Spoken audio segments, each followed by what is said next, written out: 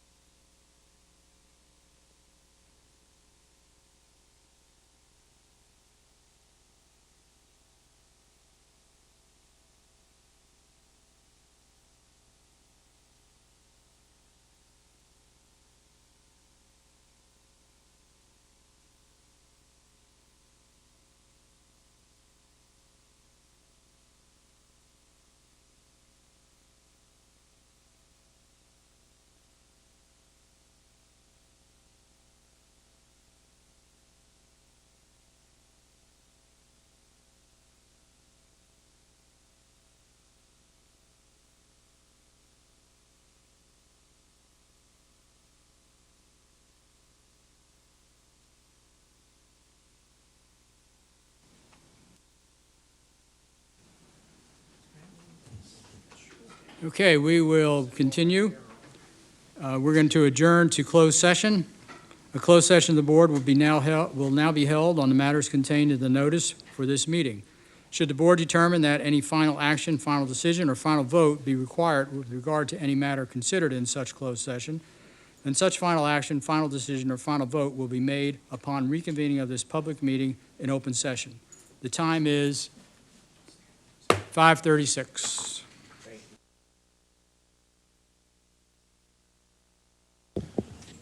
Time is now 7:12, and we will now reconvene into open session.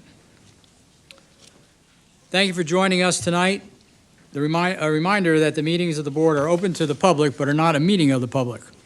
Humboldt ISD Board of Trustees meet monthly in regular meetings to receive reports from staff and take action and recommendations from the superintendent. There are students and other guests present, so to maintain decorum, respectful behavior is expected. Disruptive behavior and/or comments will not be allowed. And with that, our first item, please join me in the Pledge of Allegiance, our color guard.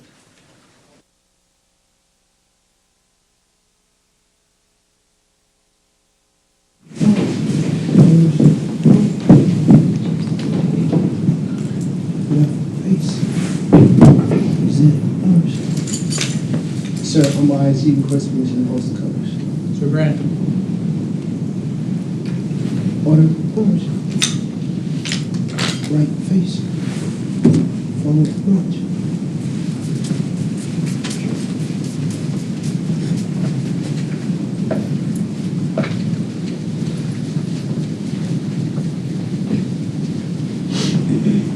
One time, march.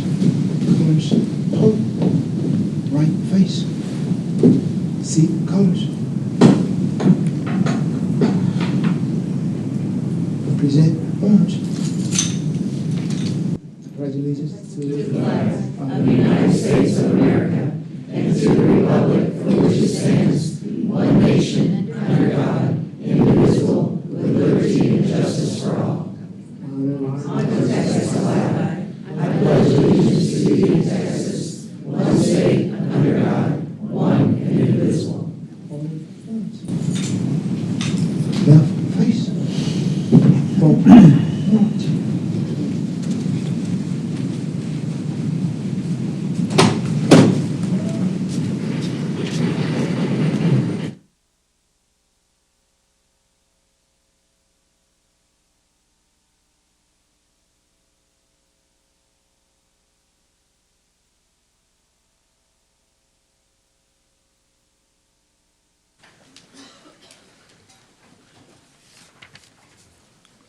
Okay, moving to our next item on the agenda, commendations and recognitions.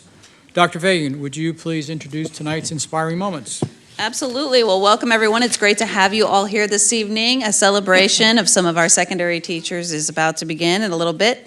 The beginning of a new school year is always exciting, and that was especially true for those at our new campus, North Bend Elementary School. In tonight's inspiring moment, we get to take a look inside.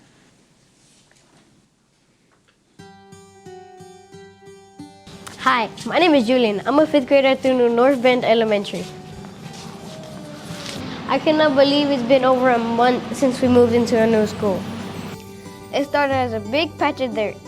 Then they added some steel, a roof, a lot of concrete. Put that all together and we have a brand new school.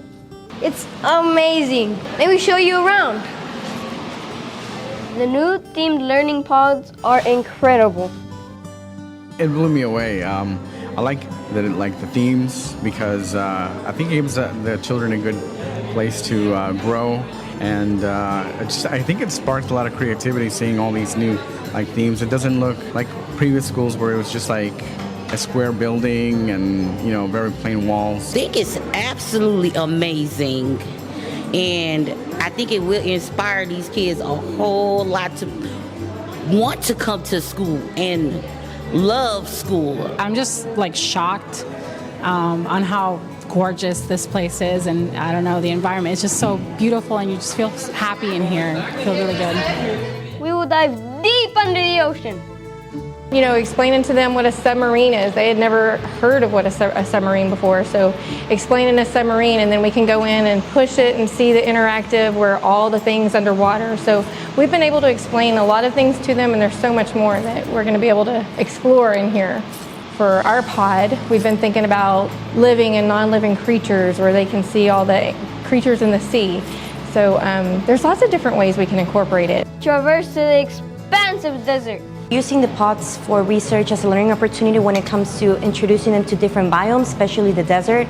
So I think that'll seeing that as a pod and then connecting that to research and then inspiring them to learn more about how the environment is, what kind of animals and such. So.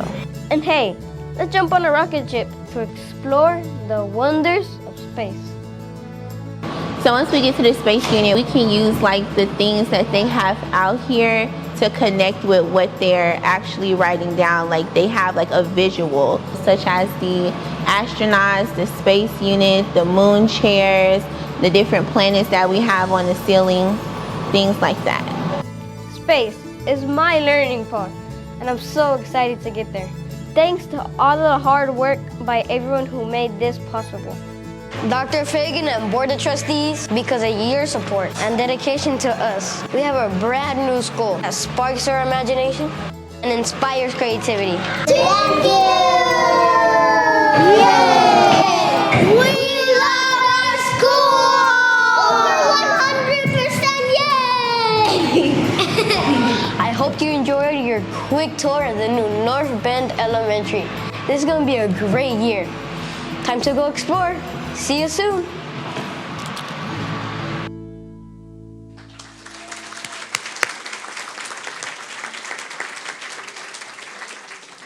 I was thrilled to be there the first day of school where students and parents and teachers were so excited. They had a wonderful soft start that day, a brilliant design indeed, where parents could come in and spend time and get to know their child's teacher and really see the new campus. Tonight we have the star of the video here, North Bend Elementary 5th grader Julian Cerner. There he is.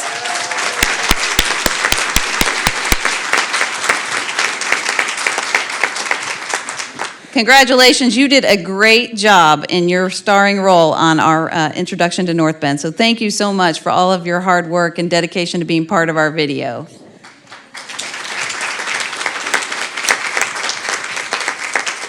Also here tonight is Principal Christina Morris, who has done a tremendous amount of work.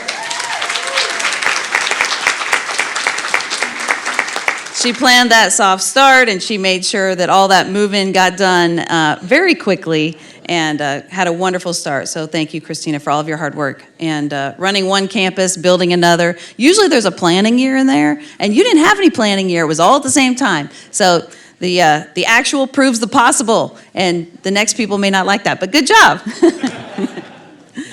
Okay. Next, the State Board of Education awards the Heroes for Children Award to 15 outstanding volunteers from across the state of Texas.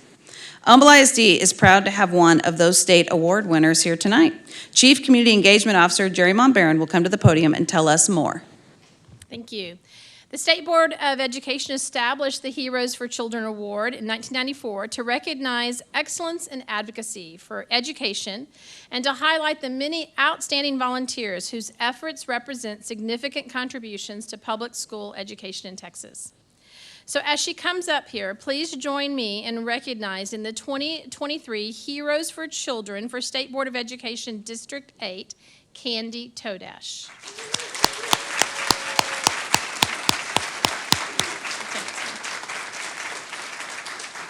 I'm going to have her stand here for just a minute so I can brag on her, and then we're going to take a picture. So Candy has been what we call one of our heavy hitters in the volunteer game for over 10 years in Humble ISD. And here's what I mean. This year, Candy is serving as the president of the Humble ISD Council of PTAs, is on the board of the Ross Sterling Middle School PTA, is the president of the Humble High School Band Booster, is a member of the Humble ISD District Decision-Making Committee, and a member of the Ross Sterling Site-Based Decision-Making Committee. That's a lot.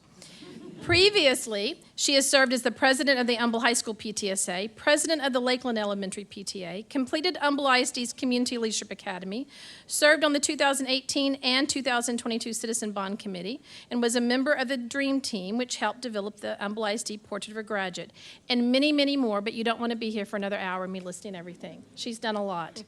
And for someone who volunteers that many hours, you would think she has no other obligations in her life. Well, you would be wrong. Candy is the mother of 6 and a grandmother of 2. You will now understand why her nickname is Mother Goose. Of all her volunteer opportunities in Humble ISD, Todash has said that her most rewarding has been serving as a surrogate parent for those students who need representation during their ARDS. Candy has shared that her home life growing up was tumultuous, and as a young person, she promised herself that when she grew up, she would be an advocate for children. Well, she has made good on that promise 100 times over.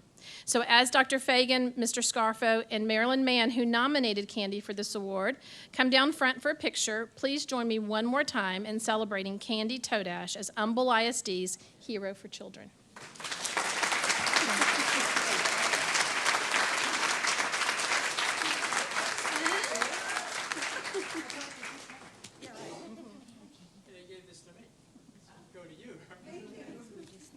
No, go ahead and go get in the picture.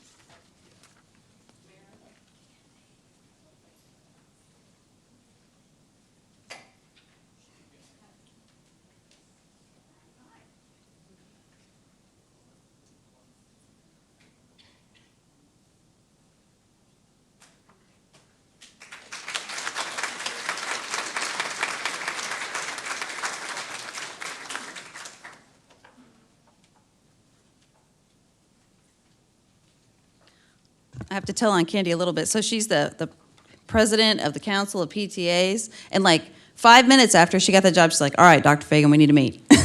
And so we have met, right? And we're on our way. So congratulations, well-deserved. 6 children, all of that volunteerism. I'm not really sure how you do it, but we are sure grateful that you do. So thank you. Tonight is very special. I alluded to this earlier, or we are going to celebrate our Secondary Teachers of the Year. So I'd like to ask Mr. Donnie Bodron, Assistant Superintendent of Middle Schools, and Mr. Trey Kramer, Assistant Superintendent for High Schools, to come to the podium and introduce you to our wonderful Secondary Teachers of the Year.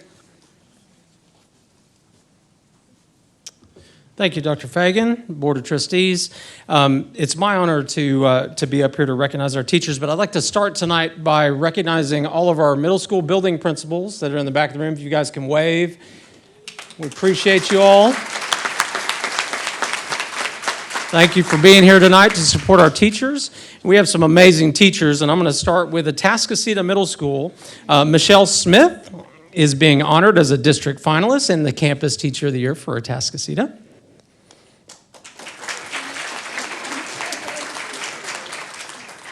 Miss Alana Haley from Autumn Ridge Middle School was the Campus Teacher of the Year.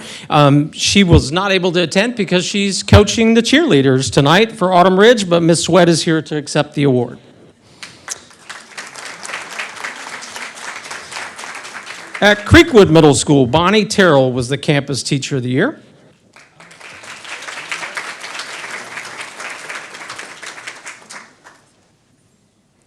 At Humble Middle School, LaToy Lloyd was the Campus Teacher of the Year.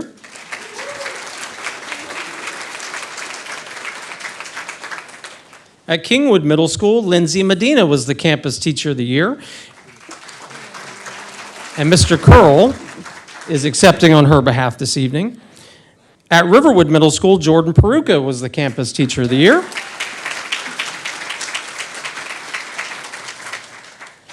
At Ross Sterling Middle School, Natasha Essien was the Campus Teacher of the Year.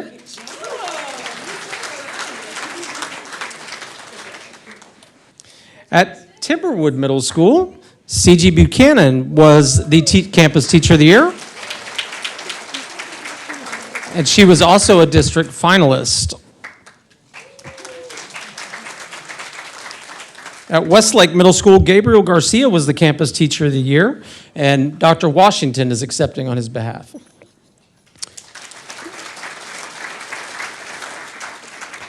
And then Wood Creek Middle School, Kiara Cooper was the Campus Teacher of the Year.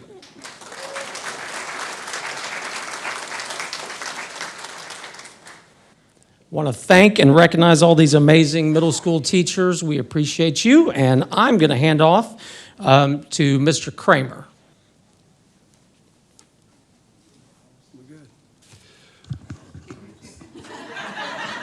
Go ahead, D'Amico. I have the privilege tonight. First of all, I'd also like to do the same thing that Don did. I'd like for all of our high school administrators that are here tonight, would you please raise your hand? Thank you guys for coming out and supporting the best of the best here in Humble ISD. First off, I want to acknowledge Atascocita High School, Miss Amaryllis Shaw is Campus Teacher of the Year. Ms. Shaw is not able to be here tonight. She is actually attending her children's sporting events, and I will get that award to Mr. Falker. So a round of applause for Ms. Shaw. Humble High School, Mr. Micah Corey, Campus Teacher of the Year.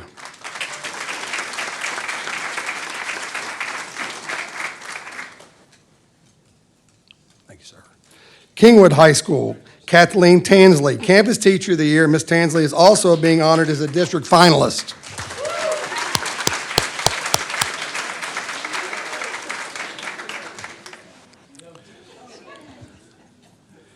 Kingwood Park High School, Mr. Eric Cuvert, Campus Teacher of the Year.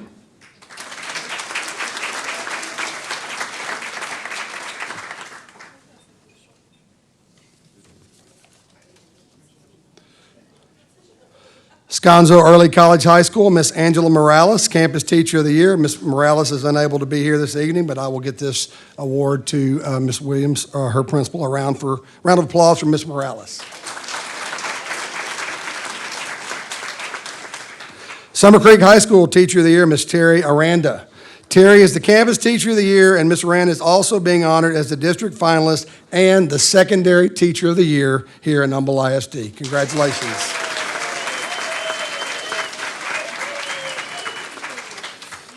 Coming from our Community Learning Center, Miss Brittany Wooten, Campus Teacher of the Year.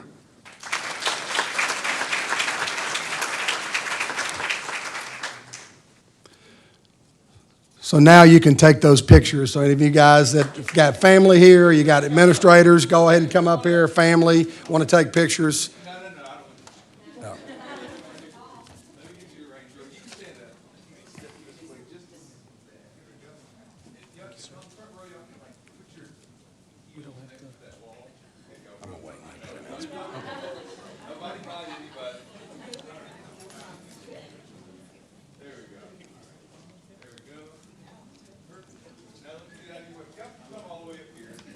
Get them, get them. Hey, this is the best of the best, so take these pictures.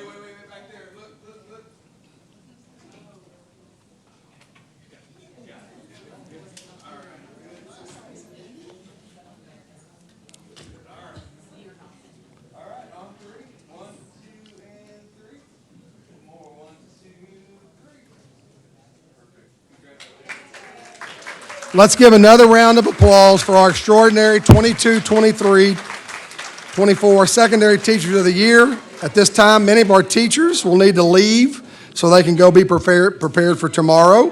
Humble ISD looks forward to recognizing our Elementary Teachers of the Year in October. So guys, thank y'all and go get some rest. Thank you.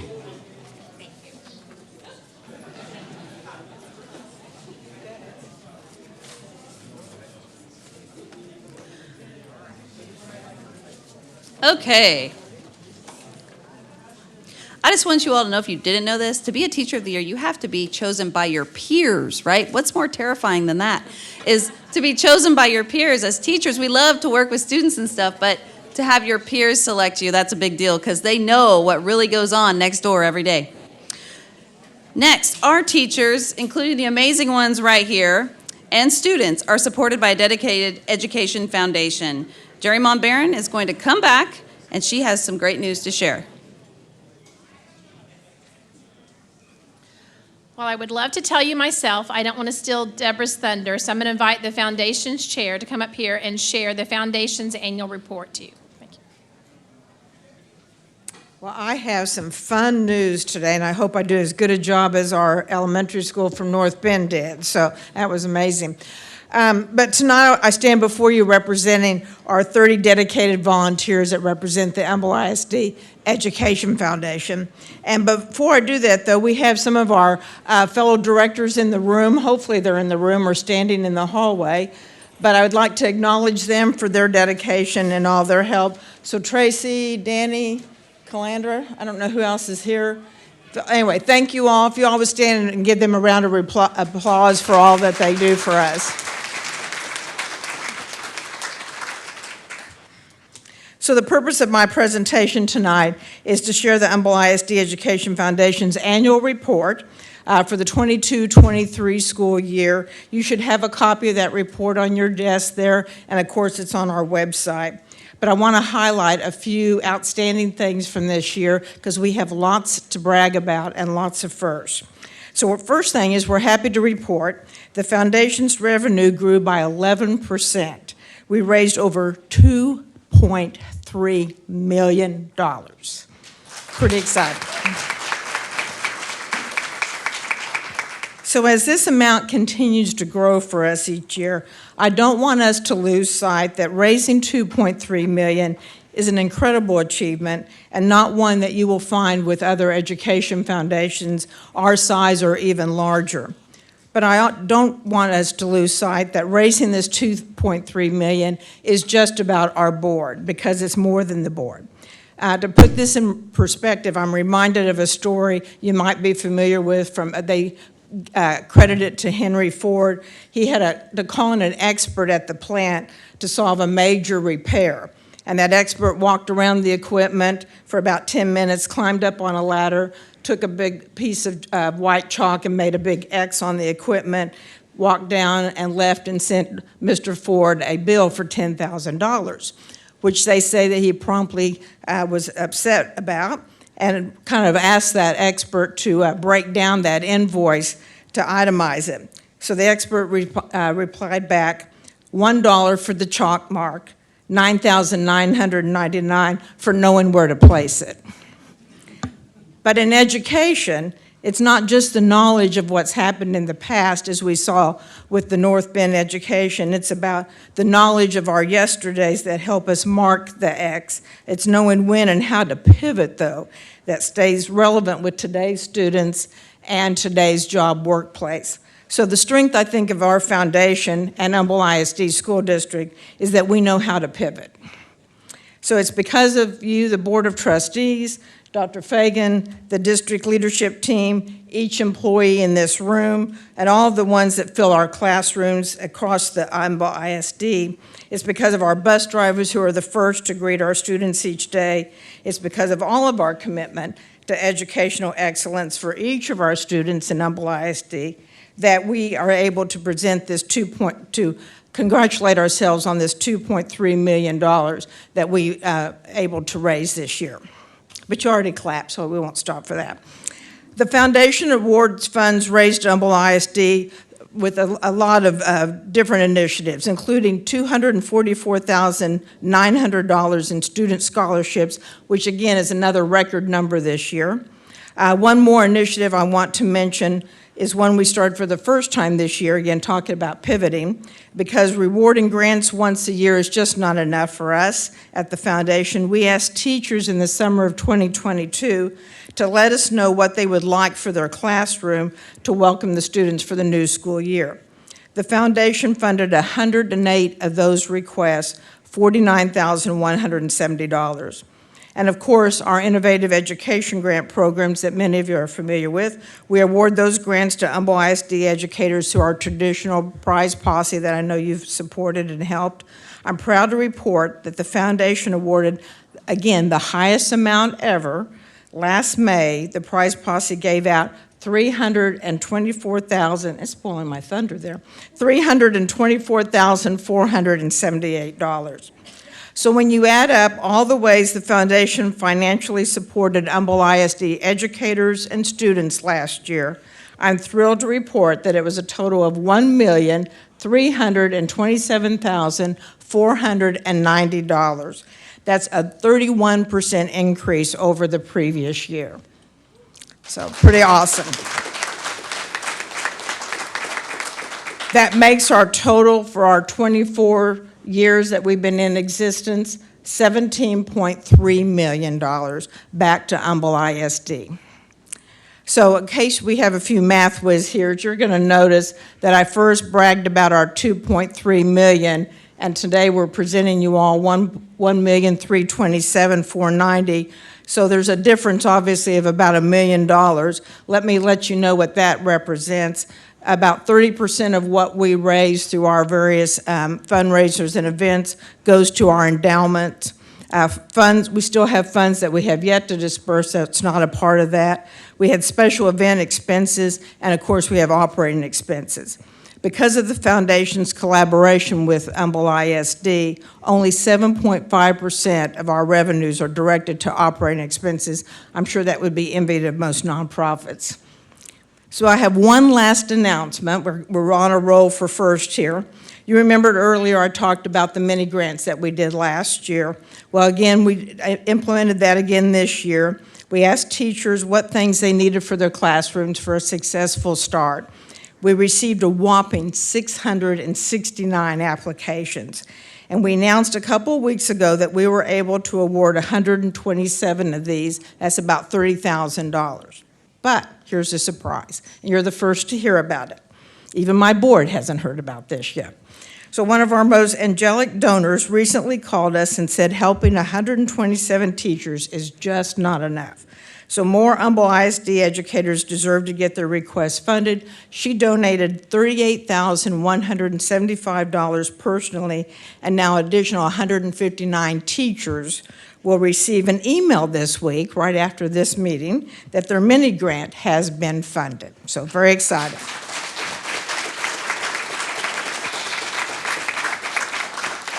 So obviously, we have a lot to be excited about and we have a lot to accomplish now in this 23-24 year.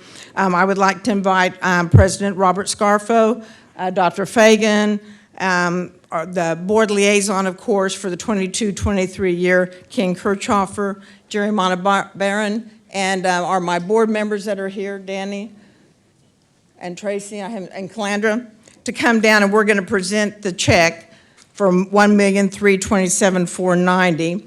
And as you all make your way to the front, I want to give another last quick announcement. So I want to publicly thank Ken Kirchhoffer for his 2 years of service as the Board of Trustees liaison to the foundation. He gave 100% of his time, talent, and treasure and helped this foundation. We really, truly are better off because of his service. So we want to publicly thank you for that, Mr. Kirchhoffer.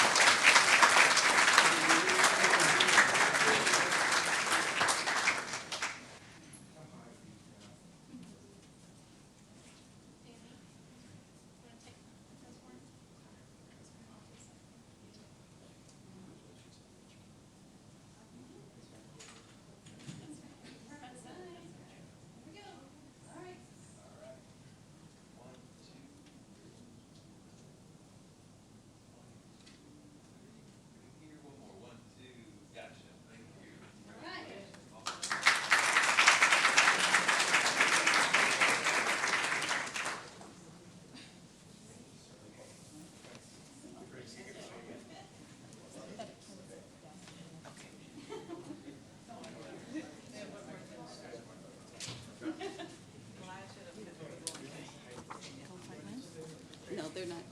This last one's Gold Fight Win. That's hers. Thanks.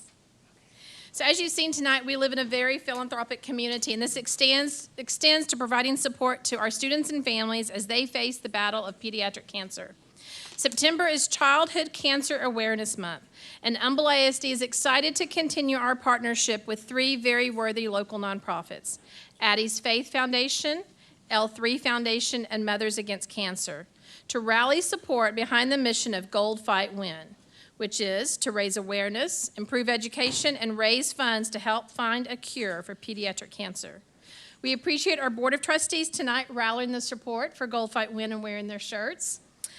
Friday, September 15th is Humble ISD Gold Fight Win Day, and so you too can wear a shirt. Students and staff are encouraged to wear them. They can be purchased at K&M, Ace Hardware in Kingwood and Atascocita, and Pretty Little Things Boutique. All of our Humble ISD schools have planned a variety of activities to celebrate Gold Fight Win with their students and staff, and we invite the community to join our high schools at our designated Gold Fight Win football games at Turner Stadium, which will be September 21st, Kingwood versus Atascocita. September 23rd, where Kingwood Park will host Crosby, and finally on September 29th, Humble will face off against Summer Creek. For more information on the mission of Gold Fight Win and how you can help, please visit their website at goldfightwin.com. Thank you.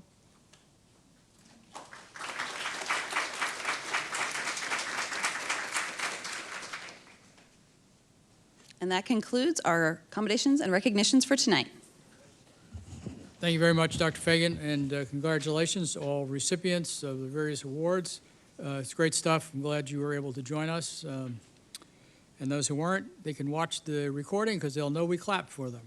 Okay, so, all right. And before I continue, I just wanted to recognize our former board trustee, Mr. Dave Martin, who's in the audience. Mr. Martin? And our Houston City Council Mayor Pro Tem. So thank you for being with us, Mr. Martin. Okay, our next item is questions and comments by patrons or employees of the district regarding agenda items or any other matters. The board encourages comments from citizens of the district or from district employees. Anyone wishing to speak, either as an individual or as a representative of a group, may do so following the procedure outlined on the agenda.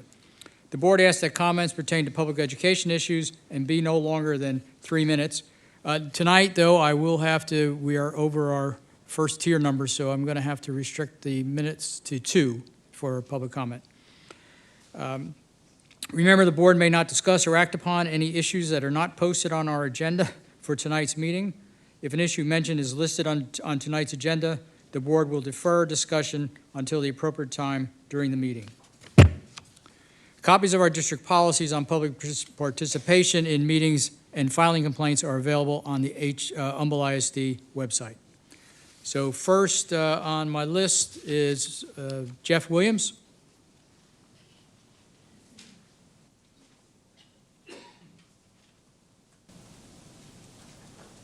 Good evening, trustees. My name is Jeff Williams. I'm a product of Humble ISD, first four-year class at Kingwood High School in 1983. Got 5 children. 3 have graduated from Humble ISD schools. One's currently a student, and I have 2 grandchildren that are Humble ISD students. I moved recently back from Pearland back to Kingwood for a couple reasons. Family, entrenched in the Humble Kingwood area, and the school district that I grew up in and other kids have been educated in is very important to me. Things have transpired over the last several months that I've been here, and I want to bring to the attention of the trustees some things that are going on. There's social media out there, it's rampant. You have rumors, you have facts, you have inconsistencies, but there's things nonetheless that are being said. And what I'd like to address are 2 things with the board. The first one is conflict of interest.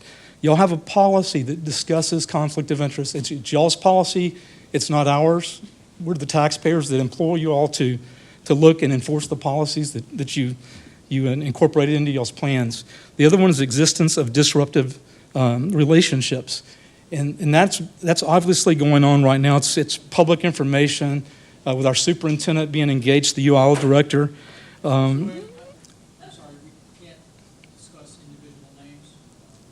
I didn't. File a grievance if you'd like. I'm sorry, but by law and policy, I have to say that to you. Okay. Can I refer to an agenda that the board had recently? Yeah. It's your agenda. You posted the agenda. That's what I'm asking the question. Ms. Maher, do you have an issue with that? Mr. Scarfo, it's hard to tell until the speaker has the opportunity to speak on the topic. However, if the board would like to hear the public comment in closed session to the extent it relates to individual, that would be permitted under 551.074 of the Texas Open Meetings Act. Okay, well, you can begin that rest of your comment there, and I'll let you know if we can listen to you here or in closed. Well, I mean, I'd like the opportunity to address you all in private session if that's easier for you all. I don't want to debate it. I want to just have the opportunity to discuss it with you. Okay, we will do that. The audience will take a momentary break because what do we have left? Mr. Odom is on. I can't. Okay. Time. Oh, time? Kara's got the time.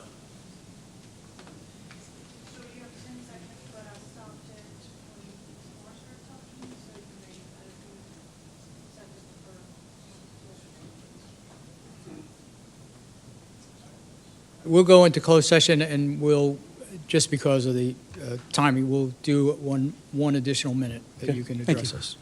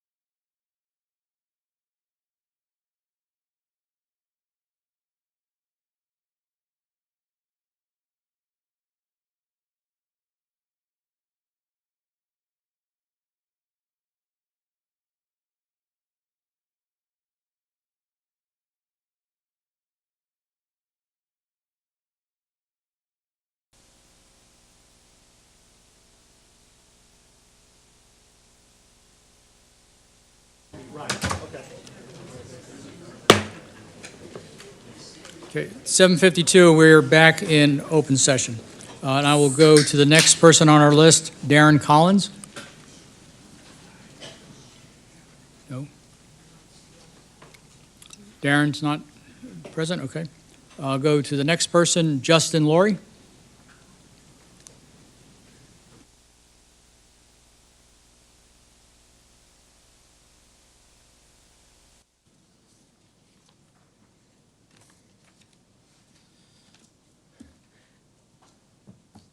At the recent August board meeting, we faced a very pivotal moment regarding the TCHAT contract.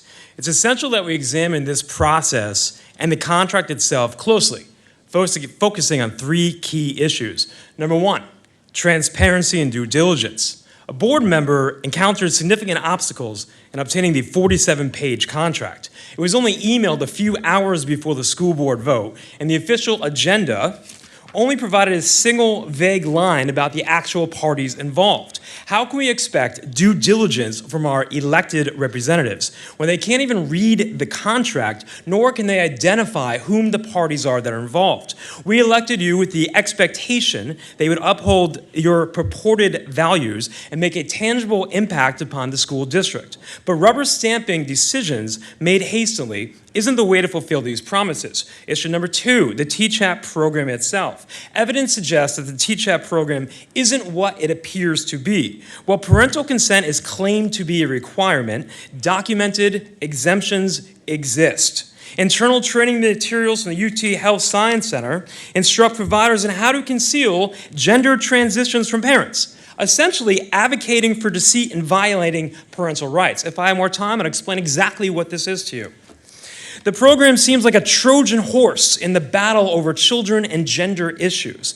Parents trust it because it sounds very official, and it does sound very positive, and because it received your approval. It's crucial to understand the true nature of this program. Issue number three, the school district's scope of services. Let's engage in an actual critical conversation about the endless limitation of services a school district should provide. Should schools offer comprehensive services from childhood to adulthood? Is it the school's district responsibility to oversee every aspect of raising a child? Please openly debate this and have many, many points of view. Thank you very much. Thank you, Mr. Laurie. Next on the list is Jerry Davis.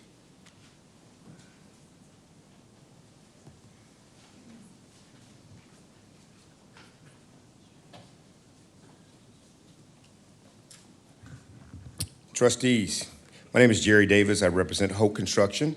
On November 10, 2020, Holt and the district entered into a contract for the renovation of multipurpose rooms at 7 elementary schools. That group sum was $17.4 million. On March 15, 2021, a second contract with the district for the renovation of multipurpose rooms at 9 additional elementary schools with the sum of $23.2 million. Each contract requires Holt to have a start and end date, work date on all schools. Therefore, we plan the work on all schools to run concurrently, sequencing and sharing of work crews and other resources. Despite our careful planning, and as required under the contracts, the district did not make all the schools available to Holt in the expected time frames. Group 1 notice to proceed was received January 21, 2021, about 2 months later. Group 2 notice to proceed was received May 11, 2021, again 2 months later. And the building permits were not available for all the students in their respective groups, preventing work from commencing at several schools. In other words, although Humble stated that started the clock ticking under both contracts, Holt was prevented from working at all schools within each group as specified in the contracts. Piecemealing permitting process not only caused critical path delays to the schedules for both groups, but it also led to increased costs to perform the work. These increased costs include revised subcontracting pricing due to the amount of time that elapsed between bid day and locking in subcontractor pricing. On August 5th, 2021, Holt submitted a notice of claim to the district and requested that it grant additional costs and extensions of time for the delays incurred. The district already acknowledged it was responsible for these delays when it issued construction change directives, granting time extensions and extended general conditions costs under both contracts. Thank you. Thank you, Mr. Davis. Next we have Dan Depew, if I'm pronouncing it correctly.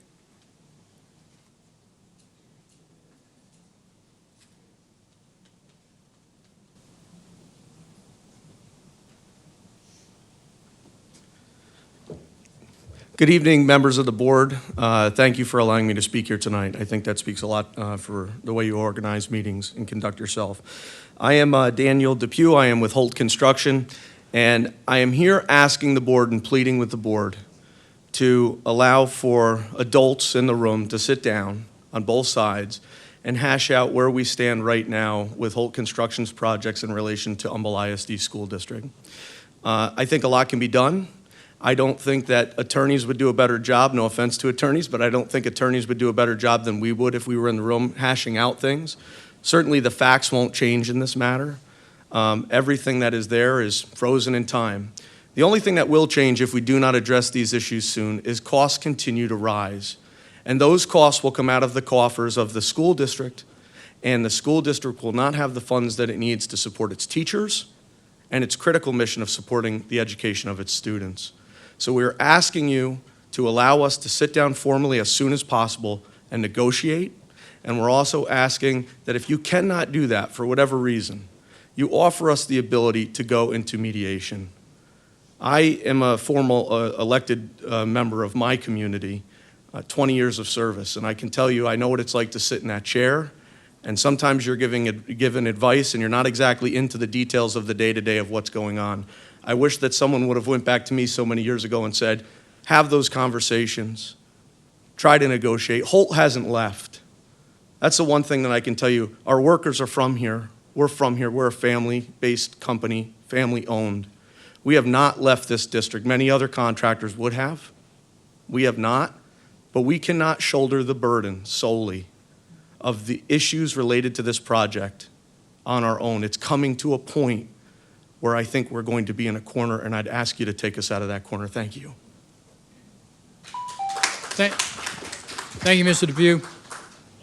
Next speaker, Audra Deaver.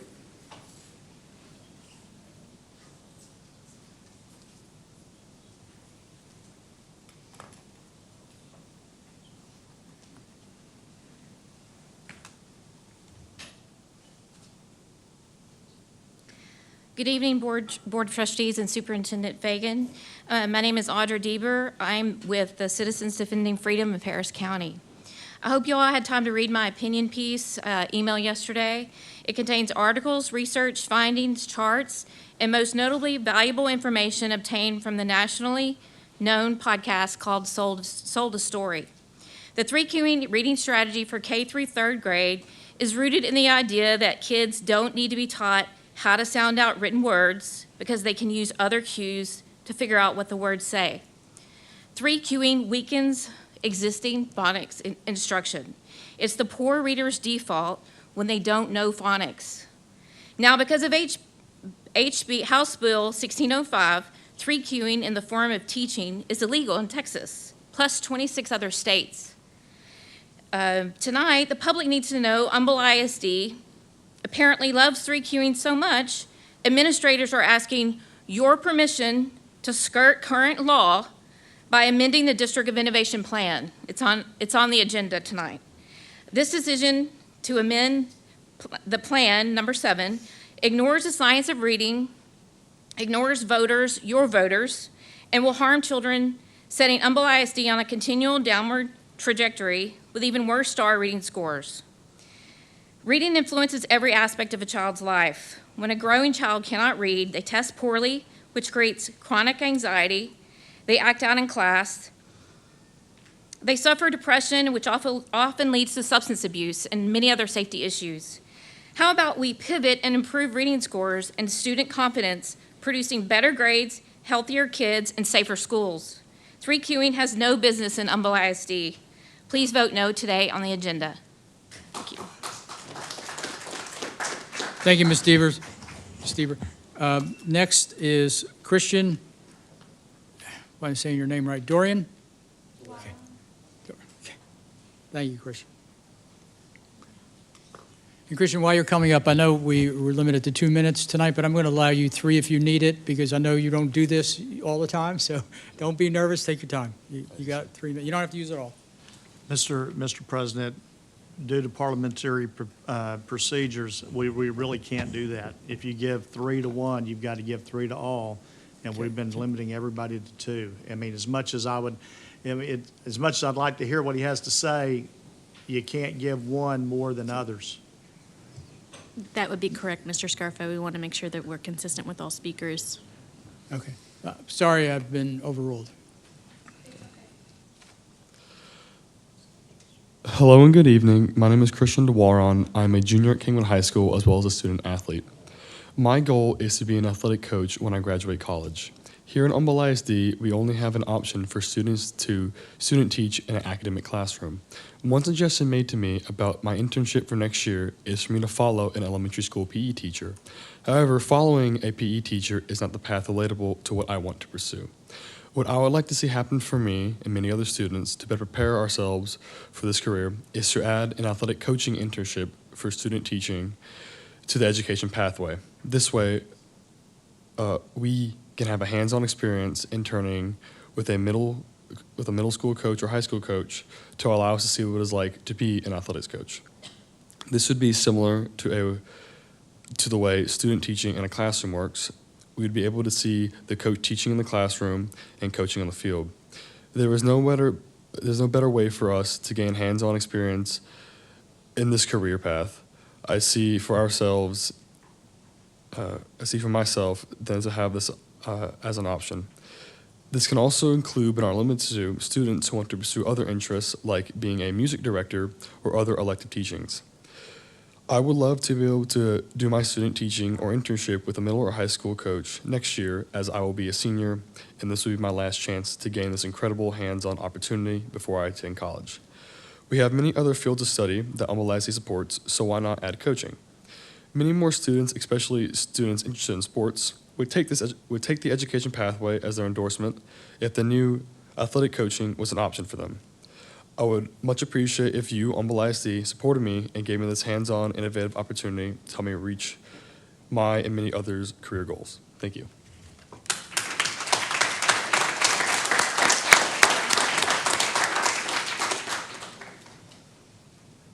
Our next speaker, Richard Stosis.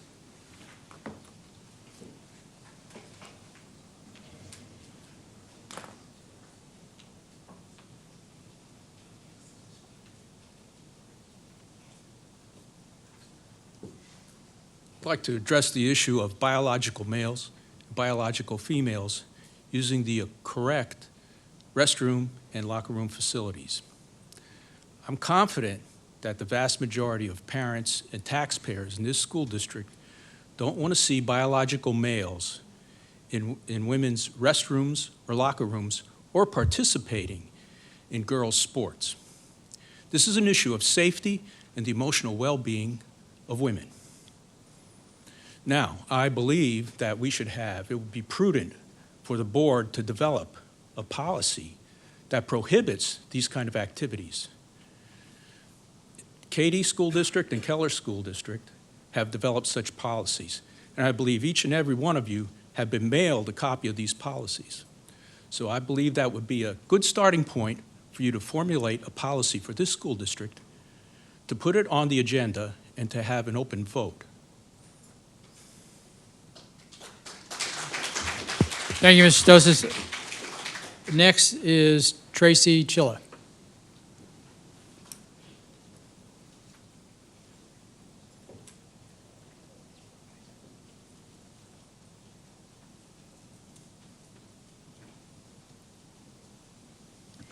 Hello.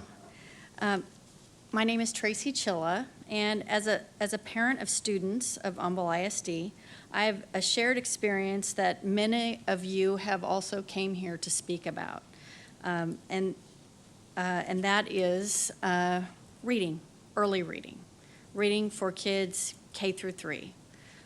I had my own personal experience with Humboldt ISD with my children in the district. my kindergartner, his teacher, spoke to me about the Gifted and Talented program. And when he got into first grade, the first grade teacher said that he needed, it's called the No Child Left Behind program, that he was not successful in reading and he needed support.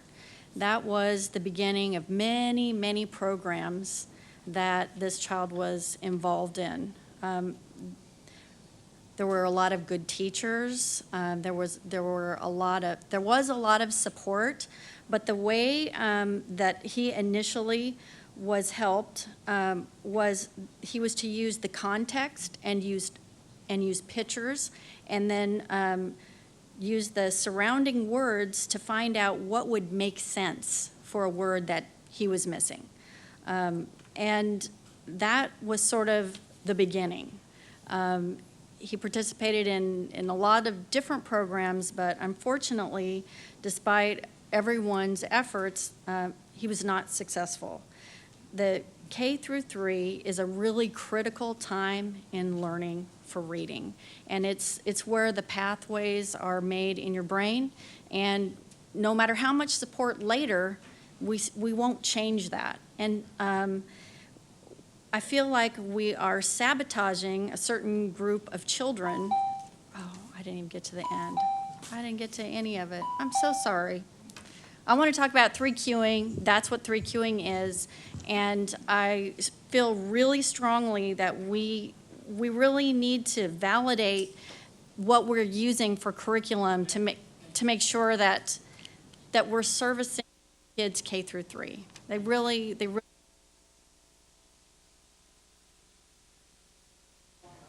Thank you very much. Next is Tracy Shannon.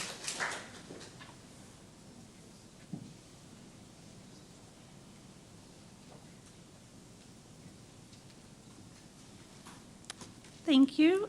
Humboldt ISD does not need to be partnering with organizations that look upon the parent with suspicion and distrust, but instead thinks that we should trust the government. The 3 organizations I am referring to is American Library Association, Texas Association of School Boards, and TCHAT. These organizations have all given advice to school professionals and library professionals to keep secrets from parents. TCHAT, in a video that I have posted on involved parents of Humboldt ISD, has advised its professionals that are engaged with school students to not out students to their parents if they are identifying as trans, and they use this pseudoscience of the gender-bred person in their training for behavioral health specialists. Also, TASB gave concerning guidance on transgender use of restrooms, the use of pronouns, and keeping a secret from parents about pronouns used at school. Additionally, American Library Association has advised in this past year, which I have on video, librarians how to skirt FOIA requests and to keep secrets lists from parents of books that parents may be objecting to. So another concern is the radical trans ideologists that you've had training professionals in this district. This person has hosted summer camps for trans kids as young as 4 years old. She has fought the state over the Attorney General's guidance on medical transition of children, and she is on the record saying if a kid identifies as trans, then believe them. I wouldn't trust those people with my kids, and we should not be getting any advice or training from these people or these institutions. And please check out Involved Parents of Humboldt ISD for more information, and I've sent stuff to you guys today. Thank you. Thank you, Ms. Shannon.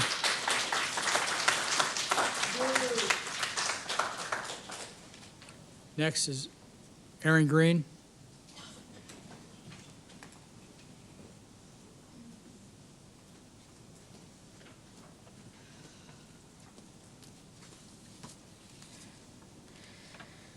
Good evening. Many people have made a lot of money developing new methods of teaching reading that simply do not work. It began with Reverend Thomas H. Gallaudet, who founded the Hartford Asylum for the Deaf and Dumb in the 1800s.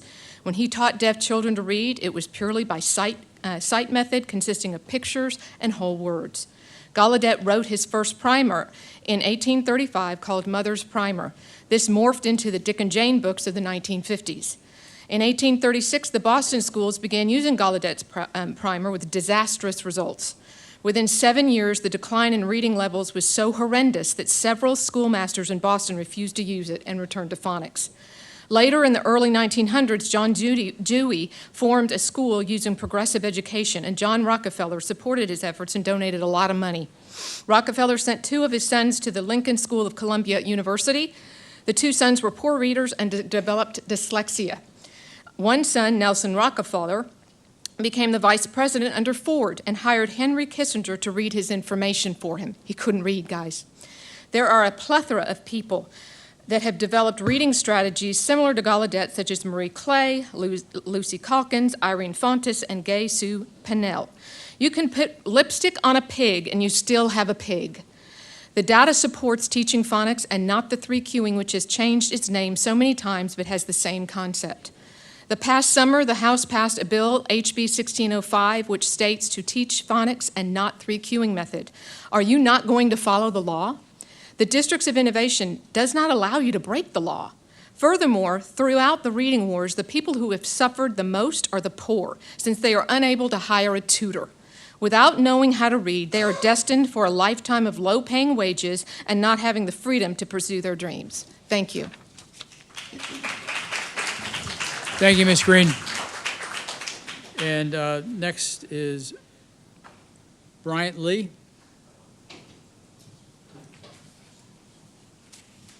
How y'all doing? Y'all so stuffy.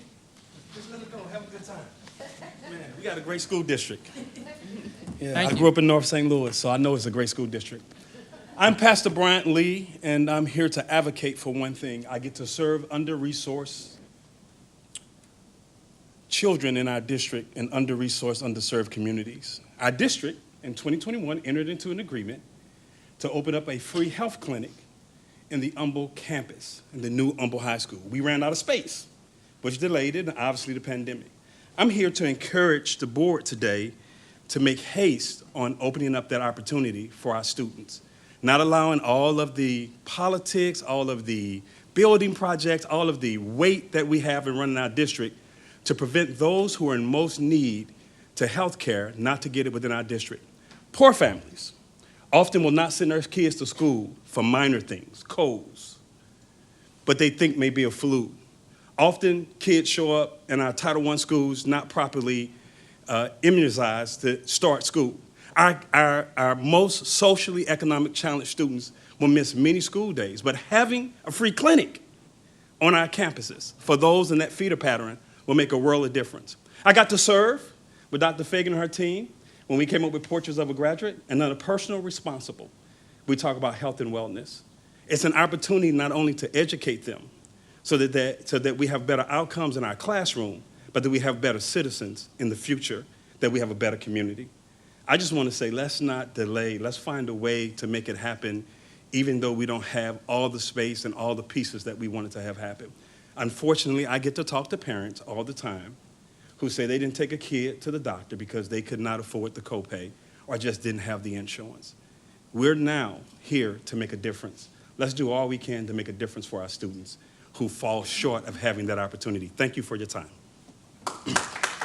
Thank you very much. Okay, and with that, I'll move to comments by individual board members. Ms. Lalonde Dixon, would you like to start?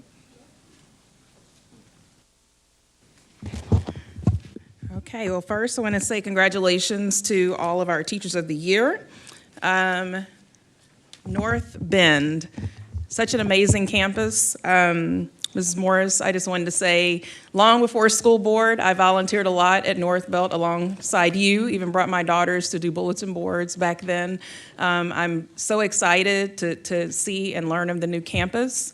I remember even just a heavy rain, the kids couldn't go to the playground after it stopped because there was water, sitting water.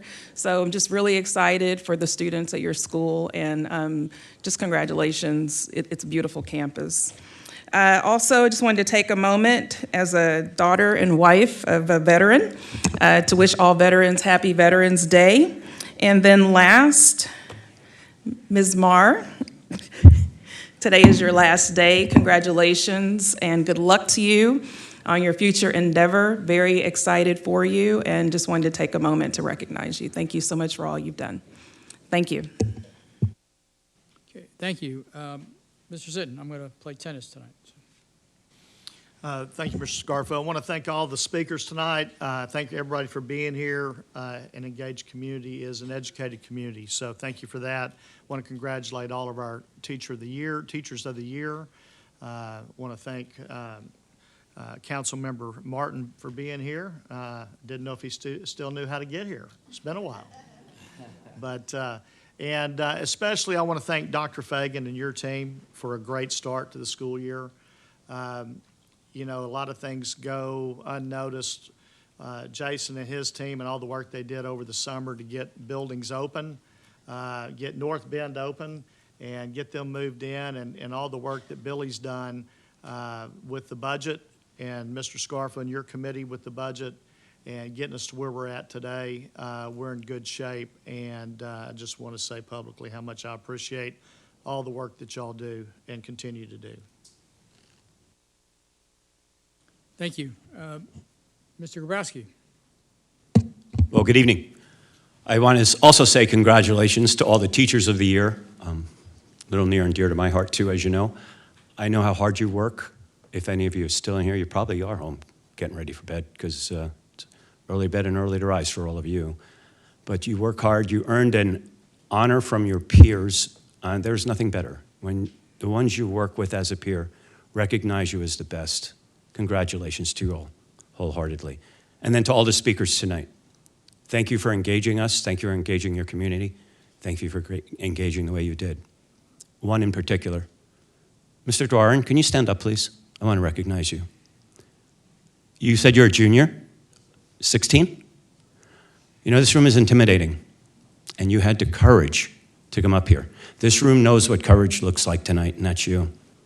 We are all gathered here. We're doing all of this work for people like you. I would encourage you and other parents out there and watching online to have more children like Christian Dwaran come forward and let us know what they need, because then we can truly help. You're a brave young man, and thank you again.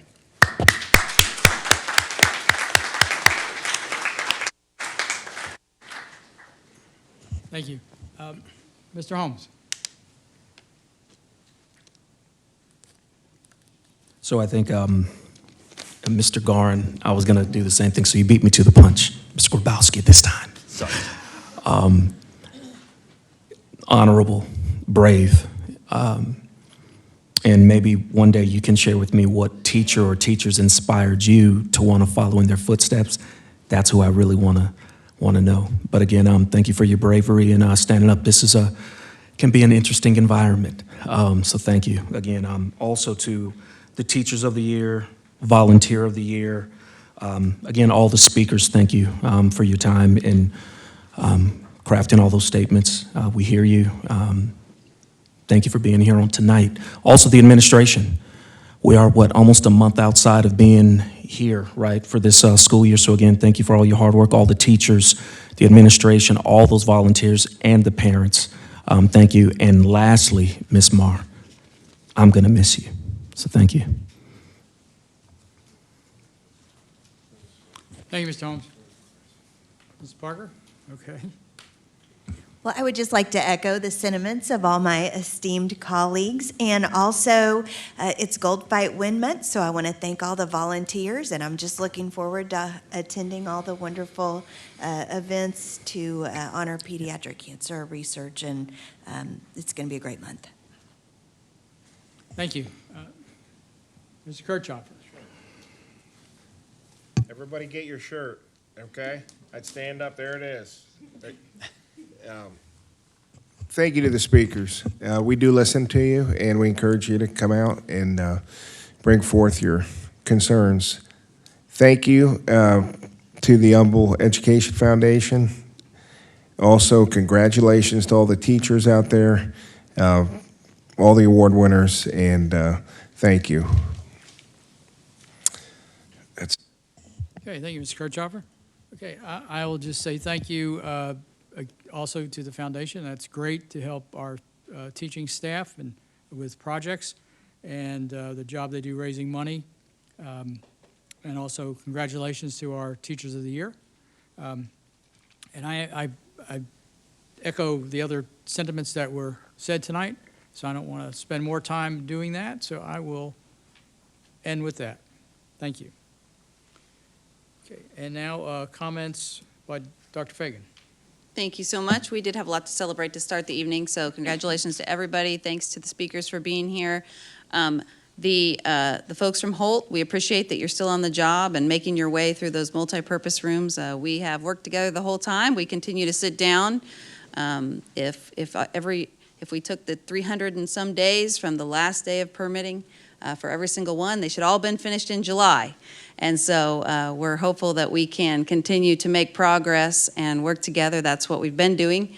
But the solution to use more taxpayer dollars is not one that Humble ISD has been excited about. So you bid those, and we awarded the bid, and that's the deal, right?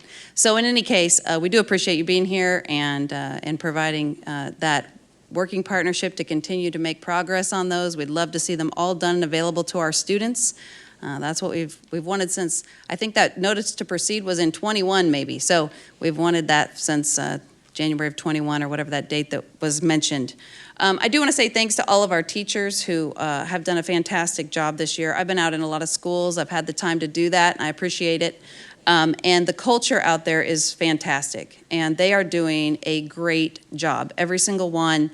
We have wonderful building leaders, and the culture in our schools is a place you would want your children. It's where I want my children.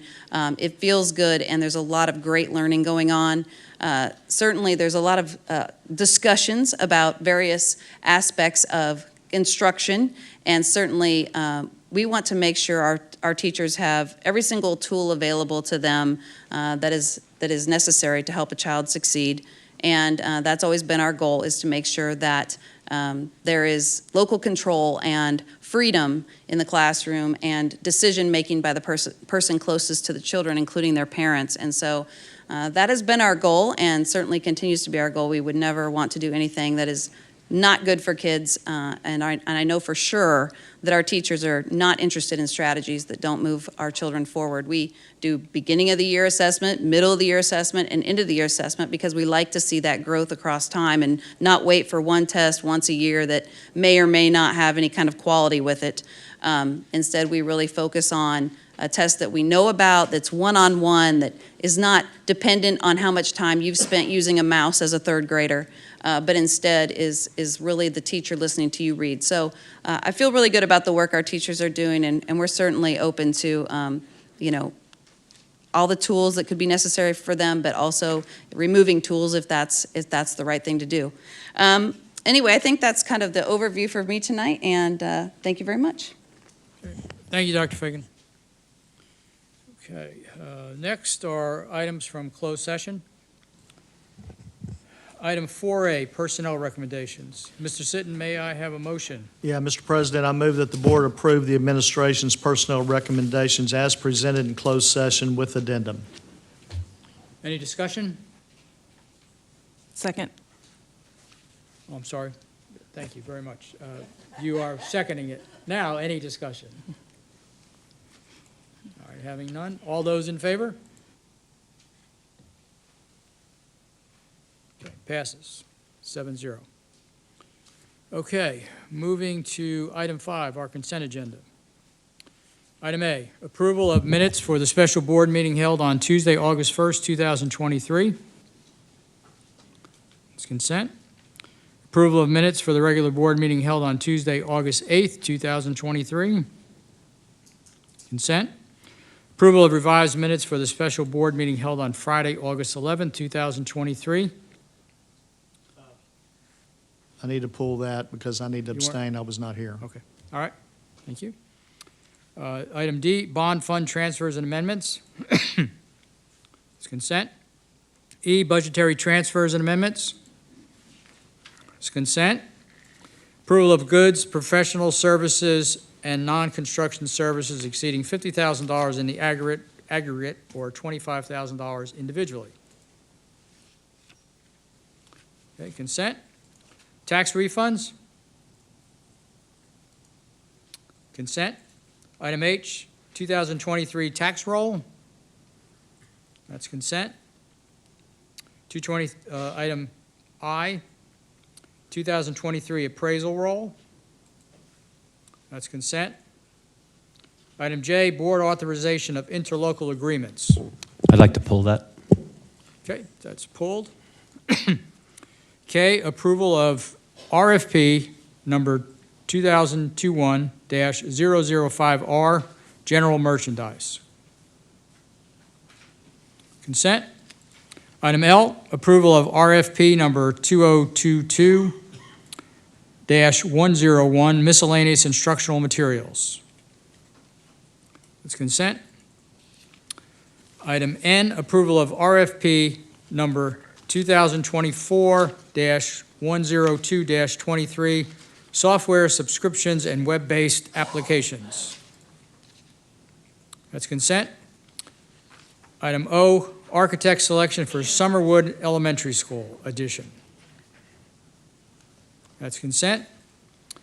Item P, consideration of professional services. That's consent. Item Q, general contractor selection for Riverwood Middle School HVAC renovations. That's consent. Item R, resolution nominating a candidate for the Harris County Central Appraisal District Board of Directors. That's consent. Item S, TPIA calendar for 2023 and 24. That's consent. Item T, Texas A&M AgriLife Extension 4-H adjunct faculty agreement and resolution regarding extracurricular status of 4-H organizations. That's consent. And last, item U, student attendance areas affected by Oaks Elementary School, Creekwood Middle School, and Kingwood High School. That's consent. Mr. Sitton, may you please read back the items in the consent agenda in the form of a motion? Yes, Mr. President, I make a motion that we approve items 5A through 5U with the exceptions of 5C and 5J on the Second. consent agenda. Second. Okay. So there's a motion and a second. All those in favor? Opposed? None? 7-0. I got that right, I think, right? Okay. All right. Now, we'll go back to the pulled items. And I'm sorry, Mr. Sidden, I know there were two. Would you just go start with the first one? Yes, Mr. President, item 5C, approval of revised minutes for the special board meeting held on Friday, August the 11th of 2023. Do I have a second? Okay. Okay. All those in favor? Opposed? Abstention? And I hate Six, no, abstaining, but I wasn't here, so That's okay. that's why I had to do that. You got to do it. Okay. And the other item, please. Yes, sir. Mr. President, on the consent agenda, I move, looking at item 5J, board authorization of interlocal agreements. I move to approve the listing of interlocal agreements. Okay. Do I have a second? Second. Okay, we have a second. Now, discussion, it was pulled, Mr. Grabowski. I always have some issues with my email this weekend, as some people know. But when I click on the link, interlocal agreements of Part J, I get the single line agreements and no contracts. Is that? That is correct, Mr. Grabowski. No contracts were requested or submitted to the board this month. Well, when you get them on Saturday morning and you have all of this to go through, I see the pattern is, again, that we click on a link, we get a single line, and then it's also blind to the public. Why can't we just make these fully disclosed and transparent so we don't have to go through this back and forth? Why do I have to ask each time to get it? Why can't all the constituents see it when the agenda comes out? That's my point. It should be transparent for our district.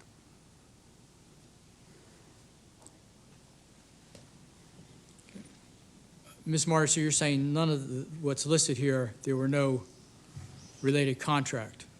No, Mr. Scarfo. What I'm saying is no board member requested additional detail on this item in particular. As the board had submitted multiple questions over the last weekend, and Dr. Fagan fields those with the administrative team. But we received no requests from these items, any of them. Okay, so I just wanted to make sure I was clear on that.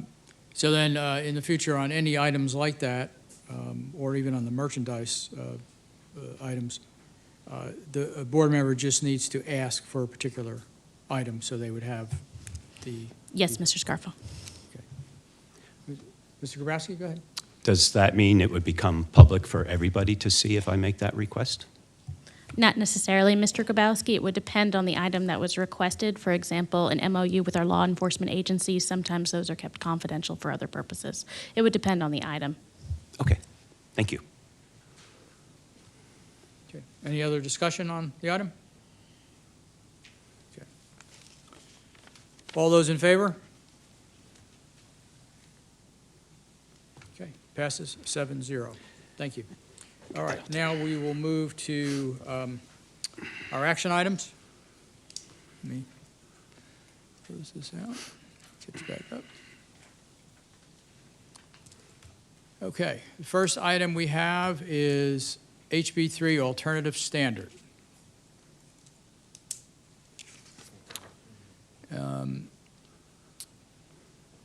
Do I have we have an option here for motions. Do I have a motion that someone would like to present? Ms. Parker? Oh, go ahead. Ms. Parker, go ahead. I move to adopt the administration's recommendation for the House Bill 3 alternative standard as presented in closed session. Second. Okay, we have a motion and seconded. Any discussion? That's what I thought. I thought we were continuing it. Well, okay. Just yeah, explain it. Yeah, sure. What we said, we continue to discuss details of the alternative plan, but we do have one that we discussed in closed session. And so that's really what you're deciding on right now. So with the motion Mrs. Parker has made, it's to follow that, but it doesn't mean that that's the end of discussions, because this is an ongoing, evolving storyline, if you will, because as we continue to adjust that and tweak it. Is that satisfactory explanation? Okay. Okay. So any other discussion? You want to say? Okay. All right. See no other discussion. All those in favor? Okay, 7-0. Okay, now we will move to action item B, District of Innovation Plan. And this motion includes a number of waivers that are being requested and for us to consider. And we can start, the first one has to do with administrative updates, and those in effect, Ms. Marr, they've been updated in the DOI. The changes to language and requirements that no longer apply to us, like deleting the insurance. Those are part of the recommendations that are being brought forward to the board for approval. We actually can't edit the DOI plan without the board's No, I understand. action and vote. But those refer to those types of things. as opposed to some of the other number 2, Yes. 3, and 4. A great example was we previously opted out of Education Code Section 22.004I. That's how we offered our own insurance Right, option, and that statute actually doesn't exist anymore due to Right. changes in law in '21. So, and that's why that was being requested. Okay, so I think the easiest thing to do would be to go through and waiver by waiver, and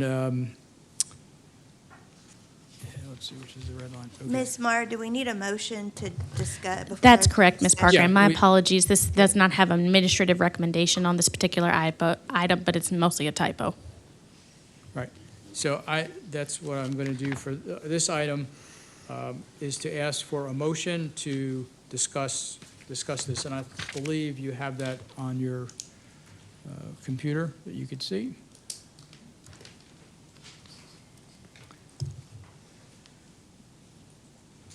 You want me to make a motion? Uh, Because Yeah, I I think was the trying to motion. see, it wasn't there, okay. The motion needs to be to approve the District of Innovation renovations as presented. Right. And then we can discuss after that. Yes, yeah, absolutely. Yep, Okay. that's it. Mr. President, I move that we approve the District of Innovation renovations as presented. Okay, do I have a second? Second. Okay. Okay, now we can open, yes, Ms. Parker? I would like to move to amend the motion. Okay, So I would like to approve the DOI as presented, exclusive of item 7, which is literacy instruction 3Qing. okay, I have a motion to amend. Is there a second? Second. Okay, we got 2 seconds. Okay, so now we will discuss the amended motion, if there is any discussion on the amendment. So I'll open the floor up to, My apologies, Mr. Scarfo. The initial discussion is whether to amend it all, and then the board would vote on Ms. Parker's Okay. motion to amend, and then we would go back to the original motion as amended or not, depending on the board's action.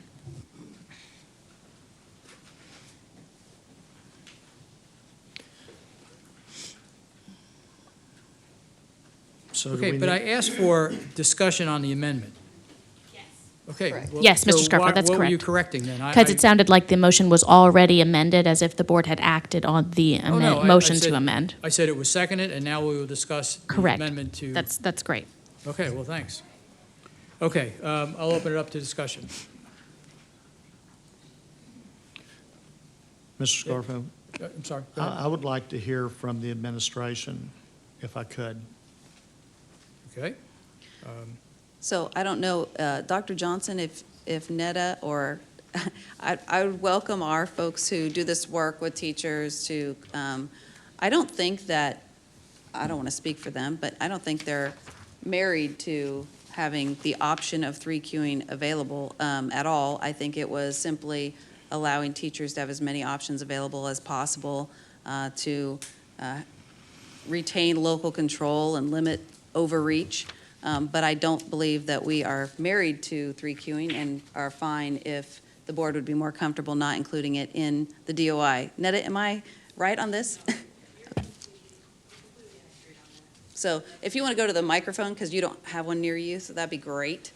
And it's my pleasure to introduce Netta Whitaker. She's Director in Curriculum Instruction over literacy, and she does fantastic work going out and helping individual teachers with students who may be struggling in reading and helping them continue to move forward. So, Netta.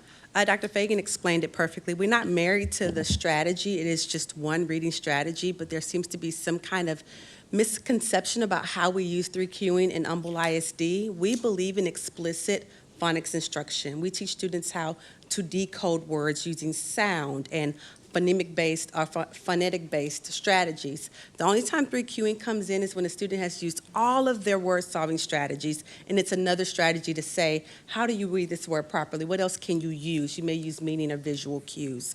We really, an example of where we might use it is when a student reads a word like R-E-A-D, and they say red, but the word is actually read in context of the sentence. Then the teacher might say, does that make sense? So the student goes back and reads the entire sentence in context and then adjusts their reading. An example when they would not use cueing is when a student reads pony in place of horse. That's not cueing. We're going to ask that student to go back, look at those individual sounds, put them together to blend them. What word do you see? What word do you read? So it's just one strategy. 3Q, is one prompting strategy that a teacher might use. It's not a primary or secondary strategy. It's just one of those extra things in that toolkit that a student can use when they get into those words that they cannot solve properly. So again, we're not married to it. We believe in explicit phonics instruction, but it's just another strategy that helps the student to read. Okay, any other? Yes. Mr. This Milan is Dixon? probably a question for Ms. Marr.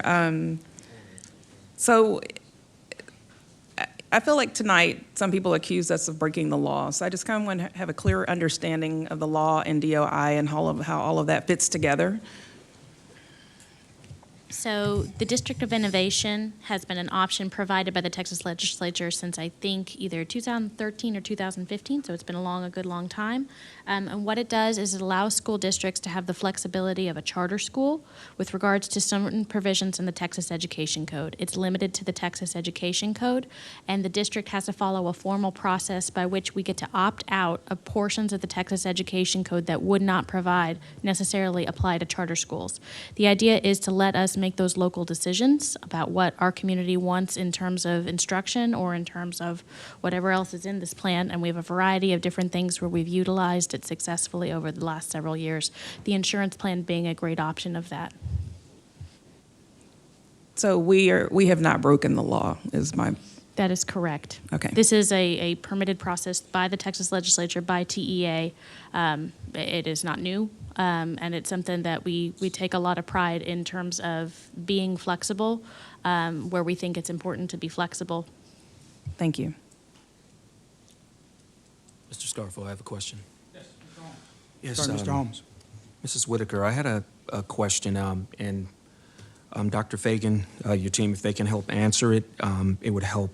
What was the impetus behind wanting to continue to do 3Qing? Well, it's just another strategy that a student uses. We want to give them as many strategies as possible to decode words and solve difficult words accurately. But again, phonics is our initial approach. We use sound, and we look at those sounds, we decode them and segment them, put them back together, and read that word. So if a student gets to a word, they've used all their strategies, we want to give them others. And that's not just the only one. There are a ton of other strategies students use. 3Qing just seems to be the one that's in question right now. So we didn't want to take anything away from a student that might help them to read and become a sophisticated reader. Okay. How about the hearing impaired? Do you use the cueing for them? That would be a question for our SPED department that they Just have curious. to answer. That'd be a question for our SPED department. One more question. Mr. Holmes? Yes. Do we benchmark the effectiveness of 3Qing? Is there any way to benchmark its effectiveness? And if so, have we done that as a district? Yeah, so our initial approach is systematic explicit phonics instruction. Mm-hmm. That's what we benchmark with our phonics assessment. How are students decoding words from short CVC, which is a consonant, vowel, consonant word, to multisyllabic words. That's what we benchmark. 3Qing is not something we benchmark because it's just a strategy that a student would use. You never see a teacher stand up in the classroom and say, when you look at this word, look at the pictures, look at this, look at that. That's something they use more one-to-one when a student is continuing to work through a word and they need extra strategies. They may throw that out as a question to say, well, read that again. Did that make sense to you? It's just something that they want students to do to go back and help them if they're getting to a word where they're stuck. It's not an initial instructional piece that a teacher would use when they're standing in front of a classroom. We use decoding strategies, breaking those words apart, putting them back together, and that's how our teachers teach. We benchmark that through our phonics assessment 3 times a year. Okay. Thank you.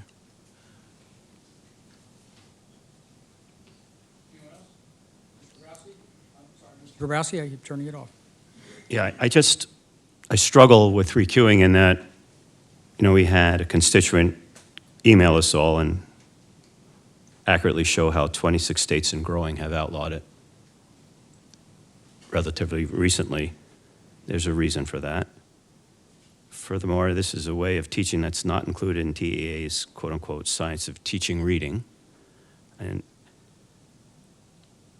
all three of our answers to the DEA included it, so it seems like it's an emphasis item, not a last-ditch effort to me, the way the questions were answered by the district.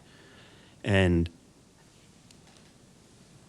if we're really trying to, which I know we are, do the best for our students, and three queuing has been proven not to work and be, in some cases, very damaging to students, because those that get taught by it, oftentimes in third grade, start getting left behind by those that can read. Why would we want to continue it? Yeah. So I think that the way that it's worded is as an initial approach to phonics instruction, which is not how we use it. Again, our initial approach to phonics instruction is to teach them to decode words by sound, break those words apart, put them back together, to read them and blend them. That's what we do every day in the classroom, and that's what we benchmark through our phonics assessment. We use this as a strategy, not our tier 1 initial approach to instruction. You see it more at a small group table where a teacher is working maybe one-on-one with the student. They used all of their strategies, so I give them another to say, okay, now let's look at that sentence, that word in context. Does it make sense? It's just a question you might ask the student. It's not a strategy that I would stand up in front of a class and say, when you get to words you don't know, here's what you do. You use this queuing system. So the way that it's written in the law, it's written as though it's in place of phonics instruction. That's not how we use it here. It's not in place of our phonics instruction.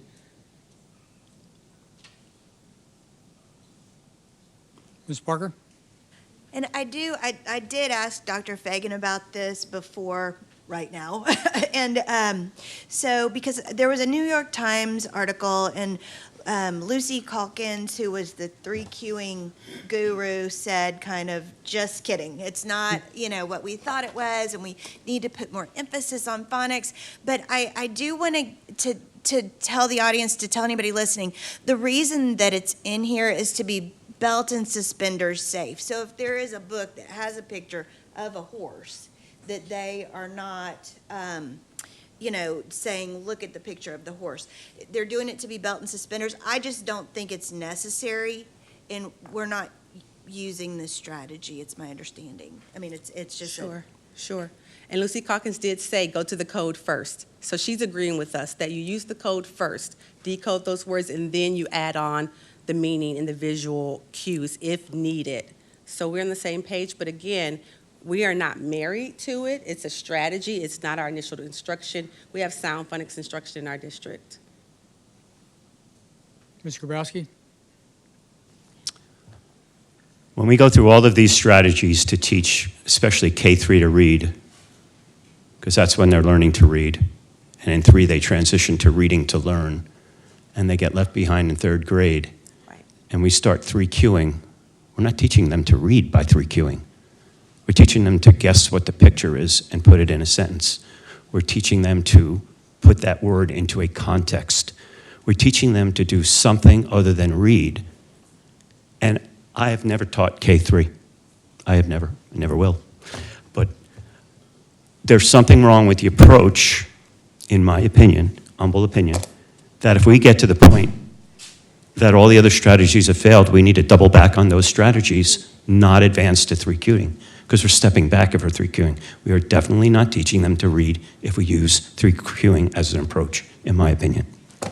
Yeah, so I understand what you're saying. I have taught in kinder, first, third grade. I've always been a primary teacher at heart, even when I moved up to the upper grades. And I taught students to read by decoding. And even with my own daughter, if she's a strong reader, she gets to words she's decoding, and she starts to slip up a little bit, I might prompt my own daughter and ask her a simple question of, did that make sense?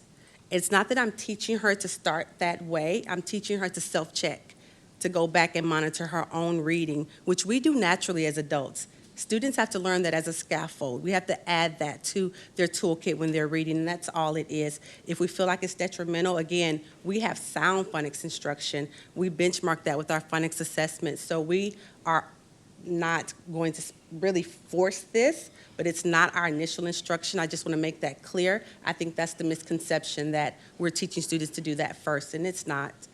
We just ask them to monitor themselves and ask themselves questions like that. If that makes sense to you, Does that work in that sentence? It's just a self-monitoring tool. Okay, I have a few questions. I waited, let everybody go.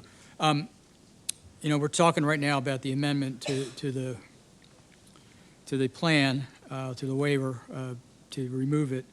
And I just want to say in general terms, the legislature passed HB 1605, and there was a companion bill in the Senate, you know, with a very large bipartisan support.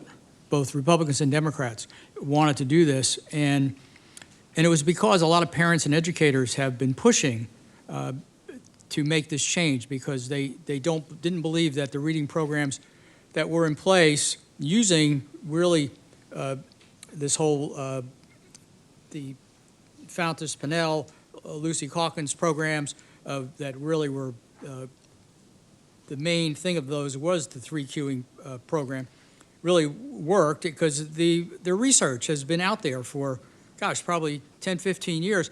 I mean, I spent a lot of time looking at things and not just listening to that 4-hour podcast, but it was well worth the time. That was pretty eye-opening too, I thought. But I took some of what was said there and did research on my own. And I have to tell you, you know, people like Stanovich and Mark Seidenberg, Reed Lyons, all these people have, for at least 10, 15 years, have been saying that's not the right approach. And Ms. Calkins did come out, and I think it was in 2021, to say, yeah, no, I have that one too. Thank you. That, yeah, you know what, it's not the way to go. And the other two ladies, they doubled down because there's a lot of money at stake. And I know that's why they continue to push it. And I'm not saying that's why there's no money at stake for us, but so it's still getting pushed. But as was mentioned earlier, some of the research I showed said at least 26 states, either through legislative action or through administrative action, have pulled it out of their curriculum. So when you guys are saying, well, we're not married to it, and we don't, it's not, that's such a big deal. Well, I would think you would be telling us, like, you know what, instead of asking for the waiver to have it in there, to keep it, that you'd be telling us, hey, yeah, you know what, it really has no place, and we shouldn't be using it. Because really, it turned out, like through the research, that 3Qing strategy is strategies that poor readers use, because kids try to find a way to figure things out on their own. And yet we're telling them, and again, I'm no expert, but I thank goodness the teachers I had in K, Miss Ayers, Mrs. Price, Miss Maloney, Mrs. Woolley, through those K through 3 years, they taught me how to read. And phonics was a big part of that. And I wanted to ask, so you talk about the phonics, is the program we're using, which one is it? Is it Lucy Calkins' phonics program, the one that she invigorated or redid? Or? So we use quite a few programs to build our phonics frameworks. We do have some of Lucy Calkins' strategies in our frameworks. We also have UFly, which is decodable text, not leveled text.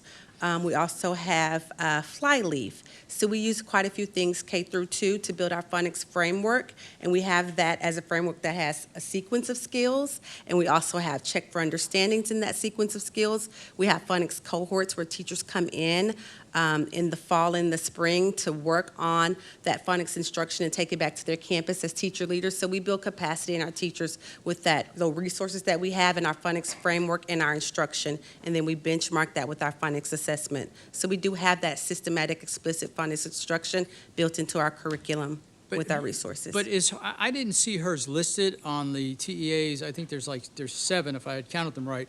They're compliant phonics programs. Mm-hmm. So how is it okay for us to not use one of those? Are those just suggestions, or they say, no, these are ones you got to pick from? No. They are just suggestions. Okay. So when we have our comprehensive phonics framework, we have a sequence of all of those lessons that are aligned to UFly and to decodable text that teachers can use. Lucy Calkins is something that we used years ago. We haven't just completely tossed it. Now it's just supplemental where it makes sense. So she has some strong phonemic awareness that she's always had that we incorporate into our phonics curriculum as well, but it is not our primary source. We don't say you must use it. It's Okay. just a supplement. So the audience says, I mean, using decodable, it's really kind of a synonym for phonics and being able to sound things out.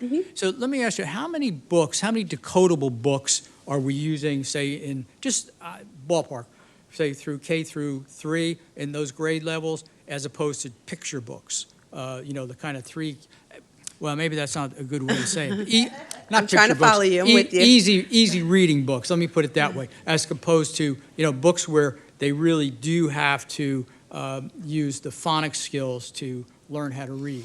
Well, decodable books are just that. You have to use your phonics skills to read those books. It's teaching them how to decode words. Everything that they practice in whole group instruction with decoding, those strategies that teachers teach them, then they apply it to what we call connected text, which is a decodable reader. So if I've taught you A and M and T, then you can read a decodable text that has the word mat in it. You're going to practice that with decodable text. And we have about 41 in our reading series that our K&1 teachers use, and then we have a set for our second grade teachers as well. And one other thing on this, the Reading Academy, I guess it was not this session before, where the state passed the legislation where all elementary teachers had to go through the Reading Academy. And it was like 60 hours, and it was pretty grueling. I've talked to elementary teachers, wow, this is really a lot of work. But they said it was teaching the science of reading and not the whole language approach, which has 3 cueing. So if the state thought it was worth the time and effort to do that, and they come back from that training, again, I come back to my question. I don't understand the reason for the waiver, and to say that, well, it's just something in our toolbox. I think sometimes you get a tool, maybe it's time to throw it out of your toolbox, and the evidence is there. And that's what I'm having trouble with, understanding it, and why I'd have a lot of trouble to support including that waiver as a part of the District of Innovation, just because we can. I mean, I know we can. We're not breaking, if anybody thought we were breaking the law, we're not breaking the law. That's what District of Innovation allows us to do, is ask for waivers. And that's what the administration is doing, is asking for a waiver on a number of things. And this is the one that Mrs. Parker asked to make an amendment to remove from the motion. So that's where I'm at, and I guess I'm having trouble with understanding why. What can you point me to? Like, what research can you guys point me to that says, well, no, it's not as, cut and dry as that, and whatever, and why we still want to hang on to something that's been, and I didn't mean to interrupt you, just something that's been debunked pretty seriously over the years. That's all. Yeah.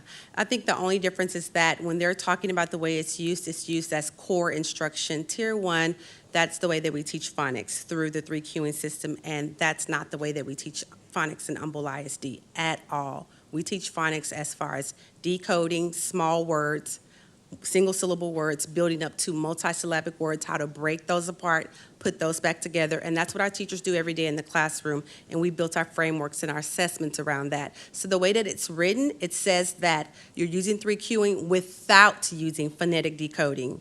And that's the way it's written, and we are not. We use phonetic decoding, and then 3 cueing is a supplement that we may do and ask a student if they are needing more support.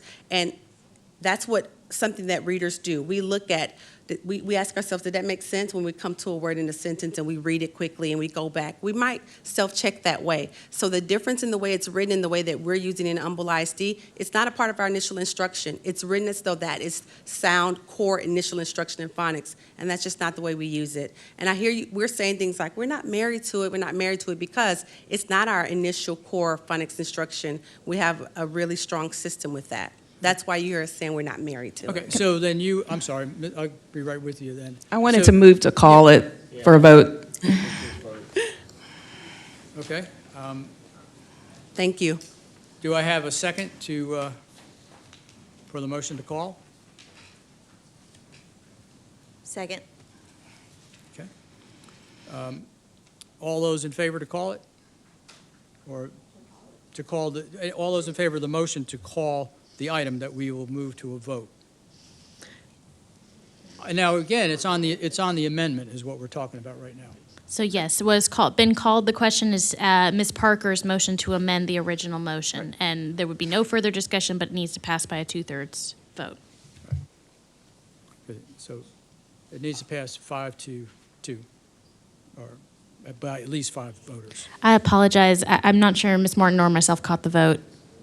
So this is, We haven't this is, voted. This is Amendment. Ms. Dixon's motion to call the question. We would need board action to vote on calling the question. If that passes by a 2/3 majority, then we would proceed immediately without further discussion on Ms. Parker's motion to amend. Perfect. Apologize, it's a little convoluted. yes.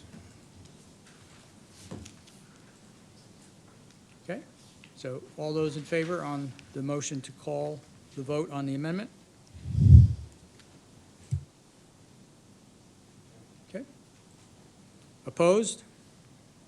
Okay, it passes 6-1. So now we have the amendment on the floor, and we will now take a vote on the amendment. Ms. Parker, I believe the motion to amend was the motion to amend to adopt the administration's recommendation of the District of Innovation Plan as presented, with the exception of item 7 regarding 3Qing.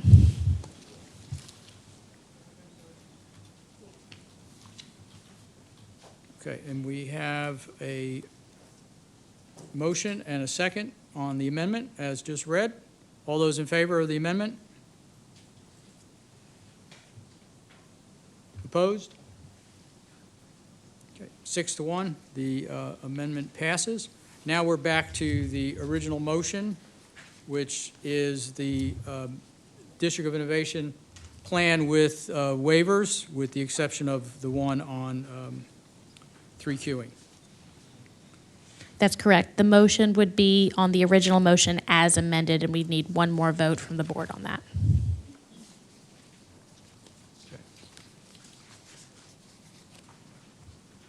So, back to that, is there any further discussion on the item that's on the floor? Yes, Mr. Sidney. The reason I voted no on the amendment is I think every child should have every tool in their toolbox in order to use. And I felt like I needed to explain that. I'm all for districts of innovation because it gives the school district flexibility. Everything that we do here. Excuse me, Mr. Sidney. Ms. Marr, are we out of order discussing the amendment again? Still, as I thought the discussion was finished. We're discussing now the. I believe the District of motion to call the Innovation. question as to Ms. Parker's motion, but I'm happy to defer to the board with whatever you decide. Just so we're okay to talk about, because now we're back to the original motion. As So, amended, correct. As amended. Yeah, but So, I'm not yeah. asking to revote that. No, correct. It's a separate motion entirely from Ms. Parker's, and my interpretation was that Ms. Dixon was calling the question to Ms. Parker's motion, not the original. Yeah, I understand that. What I'm saying, though, is we couldn't have any more discussion about the amendment. It's been passed, right? So now we're back to discussion on the overall motion. Correct. And Right. it's a fine line, Mr. Scarfo. I defer to what the board wishes to do at That's this point. fine. That's fine. But so, No, that's fine. That's fine. I just want to make a point that everything in the District of Innovation Plan has been either legislatively approved or it's approved by TEA. To reiterate something you said, Mr. Scarfo, that, Yeah. you know, that's the purpose of Districts of Innovation, to seek waivers, to give our teachers and our staff and our students every opportunity that they can to succeed in what we feel is best for our students and our community in Humble ISD. That's it. Okay. So any more discussion on what we have in the District of Innovation? The remaining waivers that are being requested? Okay. Yes, Mr. Grabowski. Are you talking all 8 items? Are we going Well, there's only 1, 2, 3 additional items that are in this motion. There for were the District of 3 Innovation. amendments being added, substantive amendments. That was 6, 7, and 8. However, we are also bringing 2 other sections as administrative corrections. And that's in the certification section, and then that insurance provision, since it no longer exists. So technically 5. 5, okay, thank you. I said 3, but. 3 new things. 3 new, that's what I was saying, three new Correct. items. The others were just administrative changes, and actually one deletion of the insurance, because that legislation is not there. Okay. Any further questions or discussion on the motion we're voting on? Everybody's clear? We're voting on the District of Innovation amendment, I'm sorry, motion as amended. All those in favor? Okay. Passes 6-0. And that will take us to, I'm sorry. It's a good thing we weren't talking about math. That was reading. Okay, 7-0. Thank you. Now we will go to, and Dr. Fagan, I believe on this one, you have a presentation for us on the STAR and lit I accountability. do, but it was all blown up today. So I would like to introduce 2 of the smartest people that you will ever meet, and it's the truth. And Dr. Rohn is here, and he's retiring in December, and we're sad about that. But these are 2 of the smartest people you will ever meet, and they have worked very hard to try to teach all of us the A through F accountability system, which today the commissioner came out and said that they are going to delay the release of all the A through F assignments for schools and districts because they realized that there was a huge growth spurt after COVID that created an anomaly that should not have been used in the growth calculations. And so they are going to recalculate all the growth scores. And I'm just going to leave that alone. So, Dr. Rohn, please introduce us to the ever-changing accountability system. Good evening, Board and Dr. Fagan. So we are going to talk about the A2F refresh. As it was at least a few weeks ago, some of the documents have been pulled from TEA. Okay. So we're going to talk about the campus methodology, and we're going to look at 3 different domains that are used to rate the schools 0 to 100, which is A to F. And we have these labels, student achievement, school progress, closing the gaps. And what TEA does is they take the best of the first 2, student achievement and school progress, and you get 70% of your score based on that. And then 30% is the domain 3 score, which is closing the gaps. As I always warn people, you have to be careful about these labels because student achievement is not necessarily student achievement for this year. School progress is not necessarily across years, and closing the gaps is not closing the gaps across groups. So just because you have those words that are mandated by the federal government, that doesn't mean you can take them at face value. So let's look at domain 1, which is student achievement. And in student achievement, we have quite a bit of pieces that are the same. Let me get to that. So we have, for student achievement, which is domain 1, it's the approaches, meets, and masters all averaged together. It's the all test, all students, and you just take those, divide them by 3, and that is your score. And what happens is you get a component score, and it's hard to understand if a component score of a 30 is good or bad. So what they do is they scale it, that 30 to 0 to 100, and then you get your letter grade, which is A to F. Again, TEA pulled down their scaling tool for 2023 today, so they're still working on that. For high schools, it talks about accelerated testers, and accelerated tester is talking about students who took the end of course algebra test, typically as a middle schooler. They still have to get some kind of score in high school, so they have to have an SAT or ACT score, and that's factored into the high school grade. For elementary and middle school, really you're talking about 100% of really the whole system is based on STAR. For high school, you have 40% is the STAR, 40% is college and career military ready, and 20% is graduation. And when you talk about the graduation rate, for this current year, we're talking about the class of 2020, the class of 21, or the class of 22. So it's actually lagging, and also the CCMR is also a lagging indicator. And even though it's called CCMR, the M hasn't been a factor in the military, but they're hoping to get permission from the Department of Defense and add that back in '24. Changes this year, some of the certifications were changed or they were sunsetted, so they're being phased out. Microsoft Office, a dental hygienist, and some interesting assortments that TA decided to remove.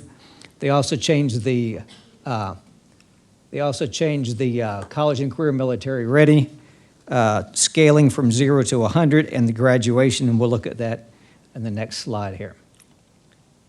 So those college and career military ready were changed, and you can see now it's more difficult to get a good grade. So it used to be that a 60 component was an A, now an 88 component is an A. And then when you look down at the D, 26 component was a D, now it takes a 51 to be a D. So again, Dr. Roan, can I ask a question? Sure. You said that this is a lagging indicator. Yes. So the students who would be calculated have already done this. Correct. So they planned their CCMR under different rules, and then now the rules are these. Correct. And also the fact that some of the certifications were on the TA approved list when the student started, and now they're no longer on there. Any idea why no one likes dental hygienists? Because I think that's a pretty good I- career field. No idea? No. Okay. I was just curious. Okay. So these graduation cut scores were also changed. Again, to be an A, it was 96. Component, now it's 98. And down at the D, it was 86, now it's an 88. So basically, it's harder to get good grades for CCMR and for graduation. So it's become more difficult. Dr. Roan? Yes, may I ma'am. ask a clarifying question? Sure. So if the CCMR on here, does this M currently include military, like the students that have gone to the military, or if we're No. still waiting? We're still waiting, Okay, just wanted to clarify. but it's still called CCMR.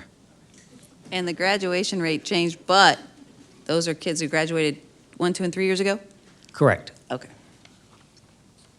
Correct. So all these are lagging data. So again, this is a mixture of this year's data and possibly 4 years before, depending on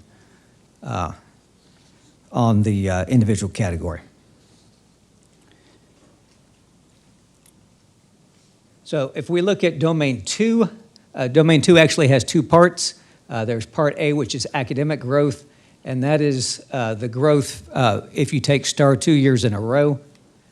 And so what we have is if you take reading as a fourth grader and then reading as a fifth grader, they calculate that growth, and then they do the same thing for math. For this year, they've added, if someone takes the reading test in Spanish as a fourth grader and they take the reading test in English as a fifth grader, now you're allowed to count that as growth. So that's something that's been changed. Also, in the next bullet point, English 1 is added, so eighth graders to English 1, that is now a growth measure. And so you have growth measures for Algebra 1, English 1, and English 2. The growth table that we had back in '22 has been changed.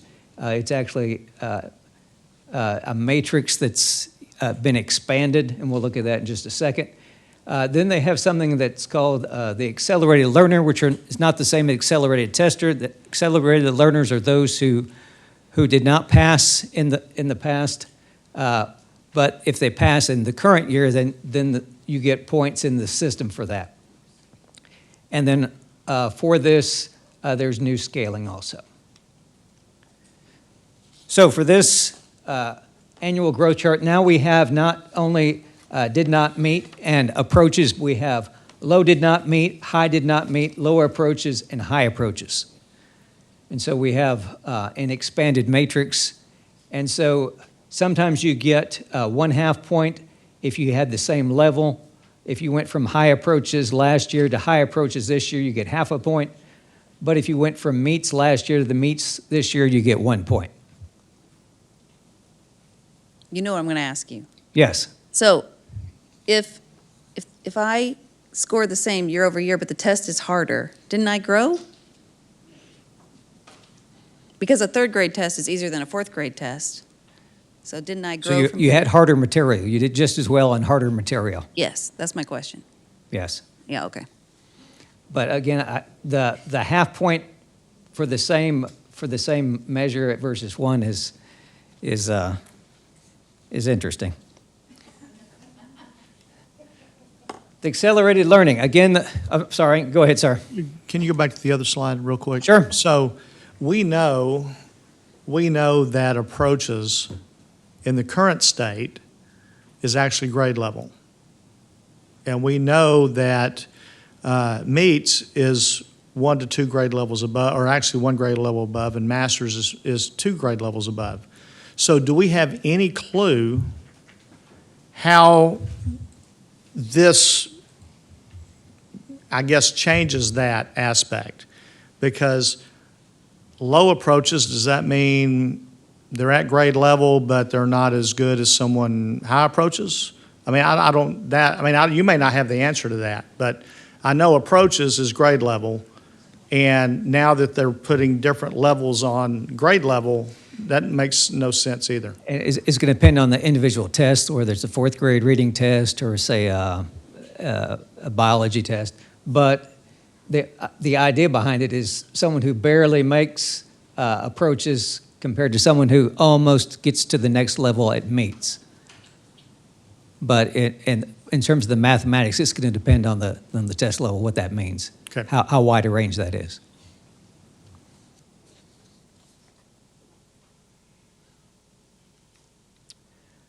All right, so the accelerated learners, those are students who did not meet standard, those who failed the STAR the previous year, but they passed this year. So you get those points added to your growth score, but you only get 1/4 of the points, so you don't get the full value. And then what they do is what TA has done, they've also adjusted the scaling to take that in consideration, so it's not really bonus points.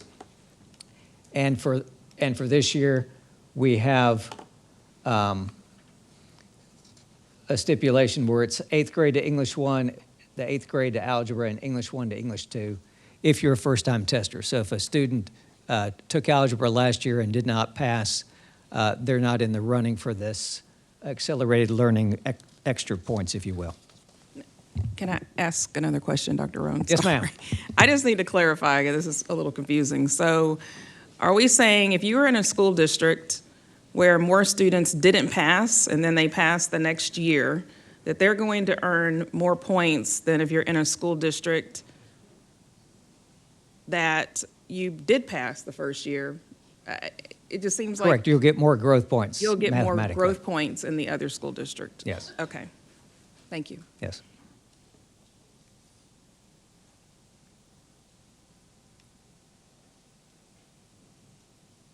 All right, we're still talking about these cut points. So if you look at the cut points for elementary and for middle and for high school for this domain 2A, again, TA has raised that, so it's harder to make an A for elementary school. It's harder to make an A in middle school, harder to make an A in high school.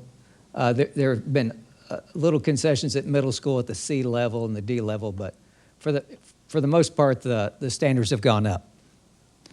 So again, the standards have gone up somewhat in domain 1, and then we have a domain 2A. And now we're going to look at domain 2B. Mr. Rohn, can I ask one more question? Sure. And I know the answer to this, but I'm going to ask it anyway. This does not take into account at all about enrollment growth year over year. So in other words, during COVID, a lot of local school districts lost a ton of kids. So their sample size pre-COVID was here and post-COVID was here, whereas we grew by, I believe, 2,800 students. And the year after.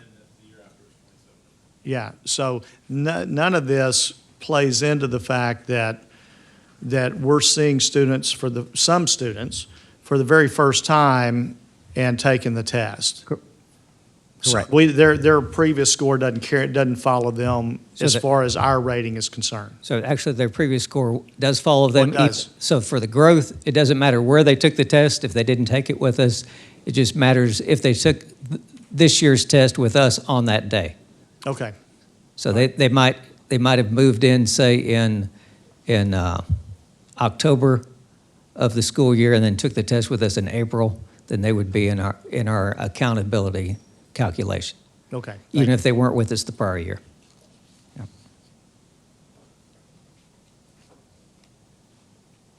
All right, so 2B, this is called relative performance. Relative performance really is domain 1 compared to your economically disadvantaged rate.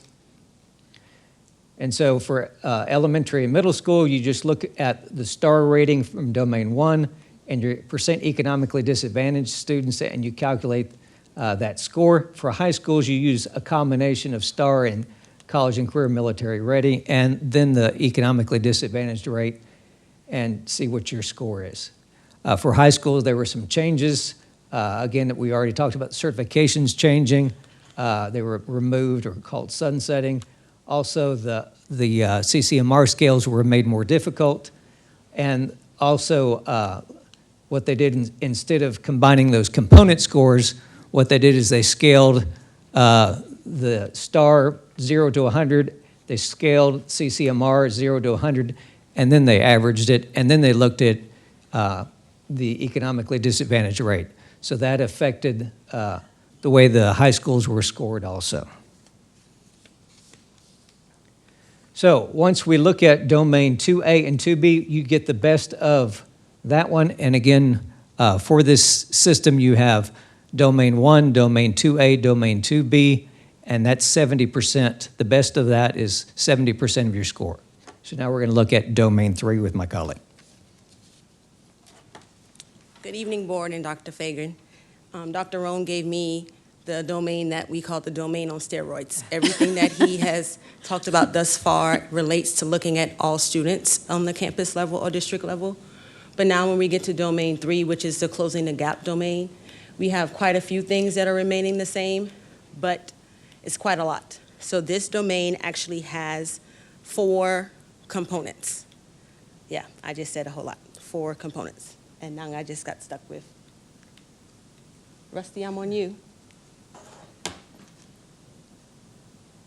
See if you can work magic back there, because we can't up here. Well, I can talk without even having it. So elementary and middle schools have a set of components, and high school have a different set. So elementary and middle school 4 components are academic achievement, which looks at your meets and above level, academic growth, student success, and then also looking at English language proficiency, which is your TELPAS. Academic achievement makes up 30% of the domain. Growth makes up 50% of the domain. Student success, which looks at approaches, meets, and masters for all your STAR tests, makes up 10% of the domain. And EL proficiency, which is TELPAS, makes up another 10%. That's for elementary and middle schools. High schools have another set of components that we look at. So for high school, academic achievement makes up 50% of the domain. Yes, I did say that. Graduation rate makes up 10%. English language proficiency makes up 10%.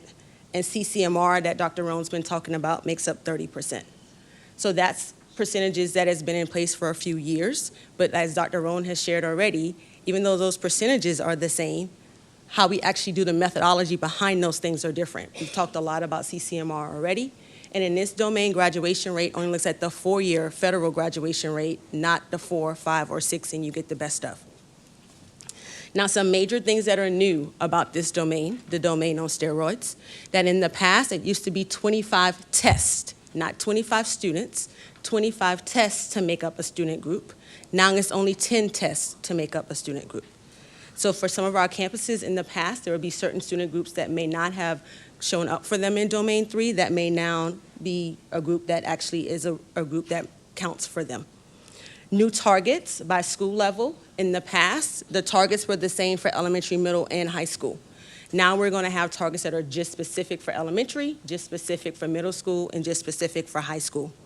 In the past, as it relates to targets, it's either you met the target or you didn't meet the target. Now, we're going to be looking at it on a scale of 0, 1, 2, 3, and 4. 3 and 4s are what we're shooting for. That means you met the target or exceeded the target. 0, 1s, and 2s is that you didn't meet the target or not. Rusty? I don't know what's going on, but I'm going to keep going. It's all good.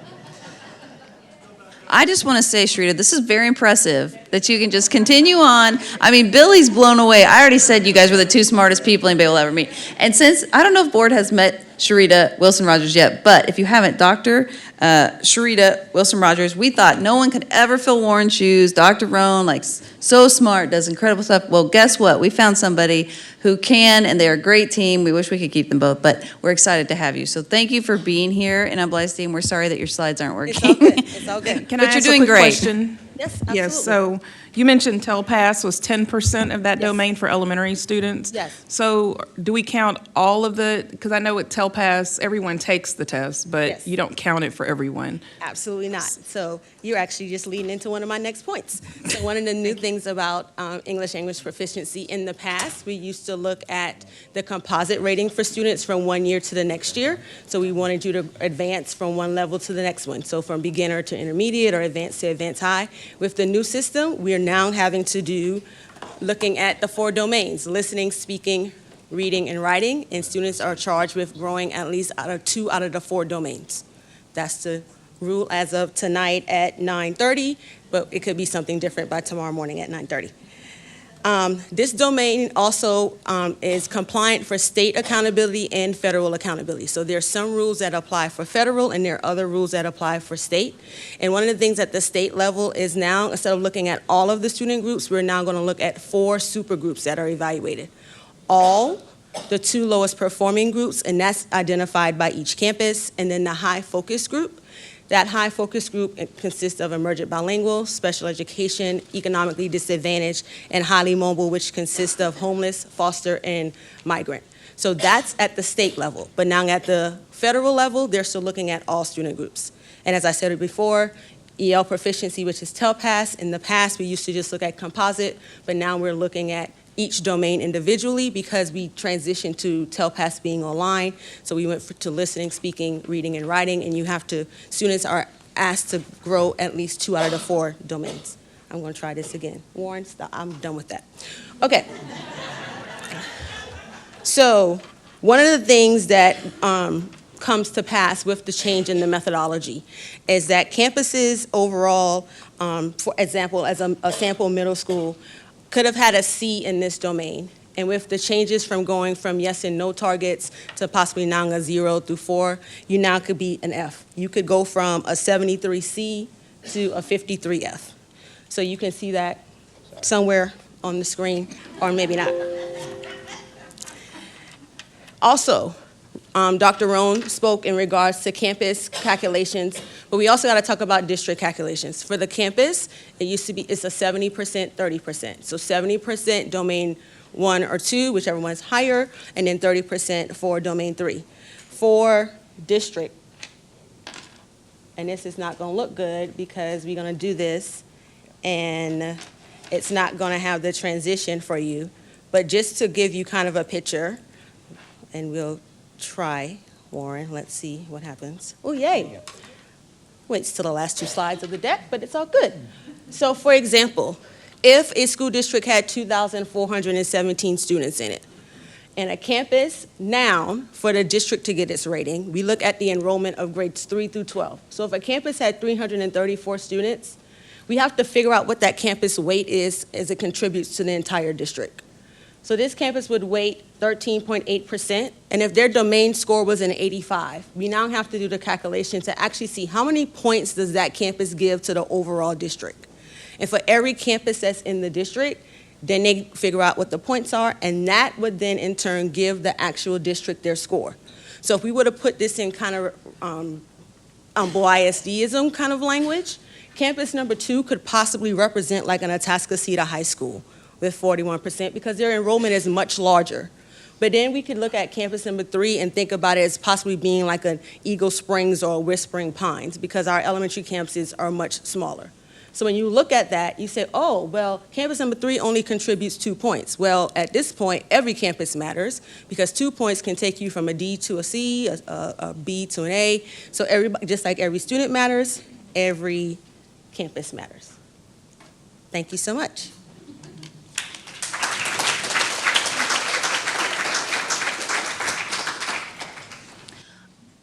I just wanted to add, so good job, you all. Sorry about the slides. That was very well done, a very complicated topic and no slides, so that's impressive. But the point is that it's a very complicated system, and it's gotten more complicated, and nothing is as it is, should be, or seems according to its labels. Yes. Right.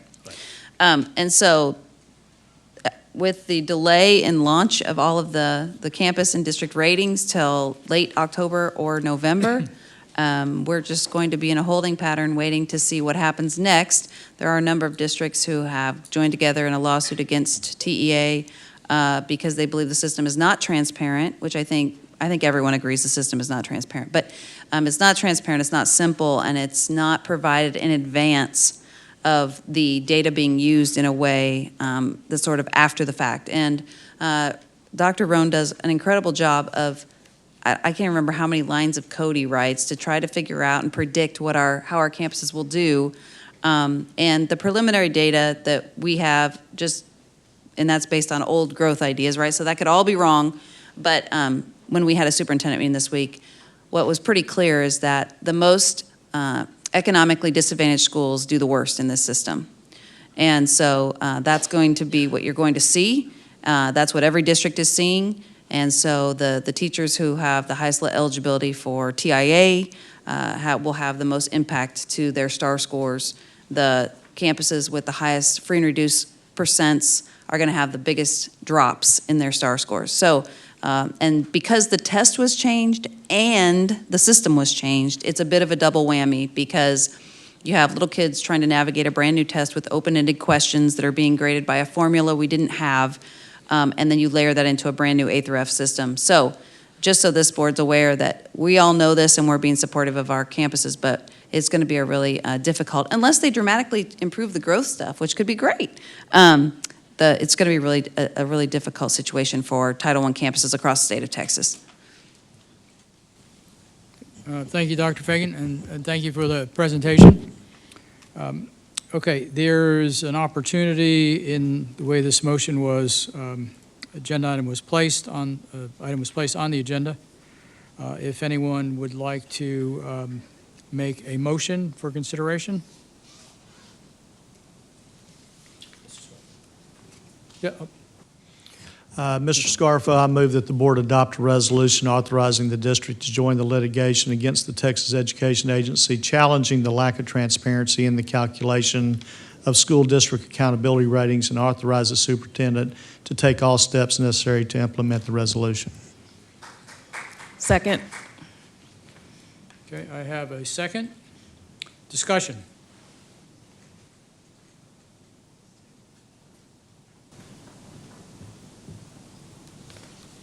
Okay, no discussion, and we will call a vote on the motion as read and seconded. All those in favor? All those opposed?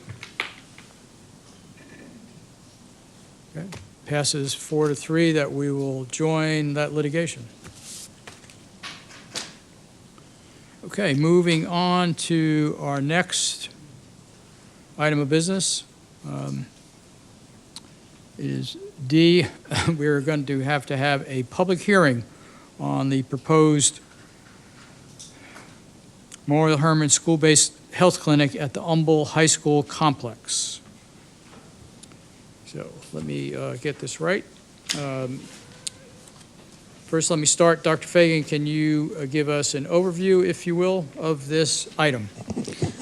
Sure. So you probably remember that the board voted on this in November of '21 and passed this item to provide free health care to our most impacted students on the Humble High School campus, including Sconzo, Lakelands, Ross Sterling, Humble High School, with options to also provide services to North Bend and perhaps River Pines. The agreement was that we would build a clinic, and then Memorial Hermann would pay for all of the medical pieces of that and staff it, et cetera, providing free health care to those children. Every single thing would have to be with parent consent. A parent has to opt in or out of every single possible option on an annual basis for a student to be seen. Then we had a bit of a disruption with that particular construction project where the contractor was giving us bids around $800 a foot, which we were rejecting because we knew those were not appropriate use of taxpayer dollars. And so we went ahead, and by the way, the Summer Creek High School bid that just came in on the addition is about $330 a foot, in case you're wondering how far off that was. And so we are intending to put that space on with Humble High School Phase 2, which would delay it until 2026.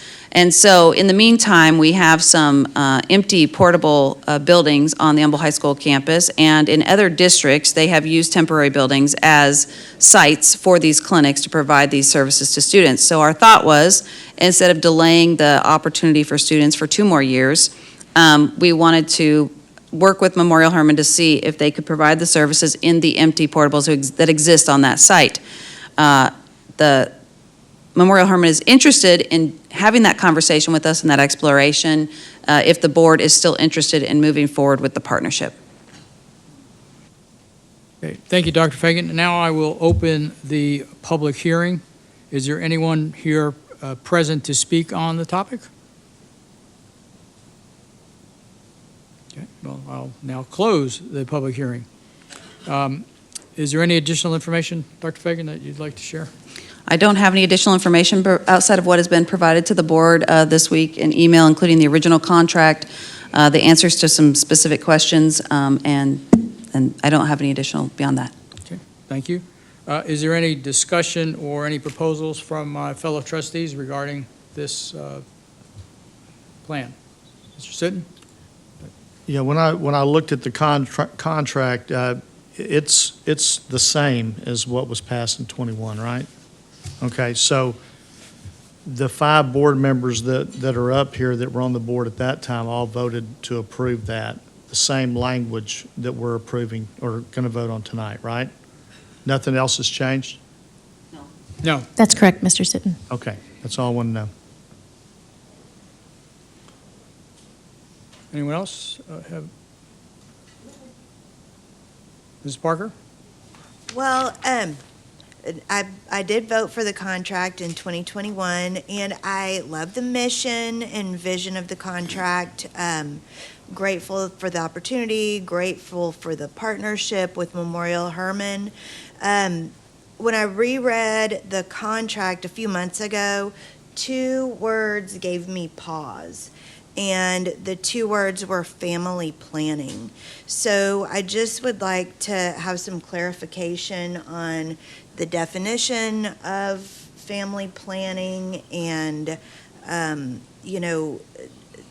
just some elaboration on that. Okay, thank you. Dr. Fagan, you provided some information via email this week, if you want to reiterate. Sure. So I was asked that question this week, so I clarified with Memorial Hermann.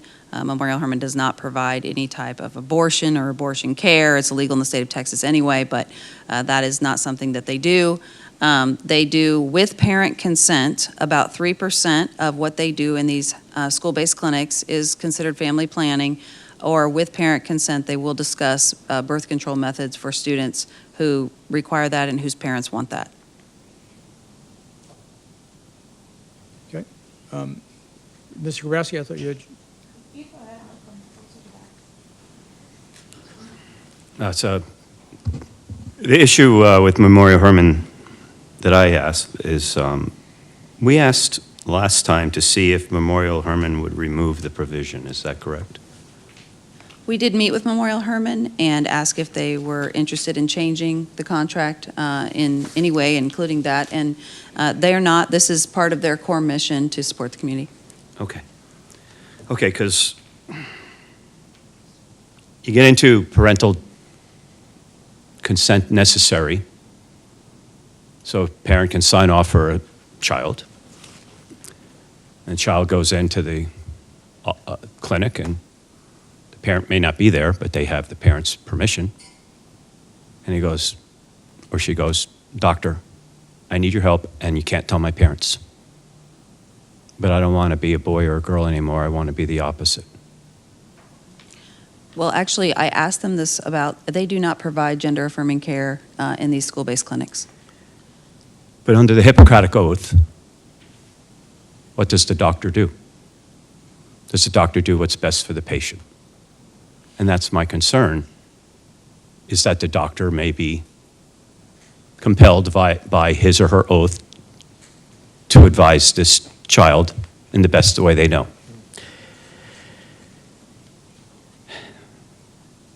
And then I have nothing but great thoughts to put a clinic on Humble High School property. I think it's a fantastic idea and a community outreach.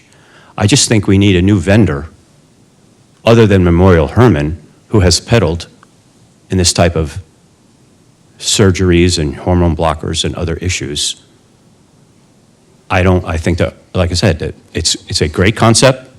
I just think we need a different vendor that does not peddle in those types of issues.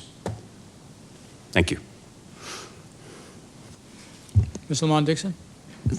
So we did receive information in writing from Memorial Hermann that they do not do any gender-affirming care or transitioning, and that they do not provide abortions. Because I think none of us on the board wants that to happen. We received that in writing this week, is that correct? Because I believe I read that. Yes, we did. Okay, thank you.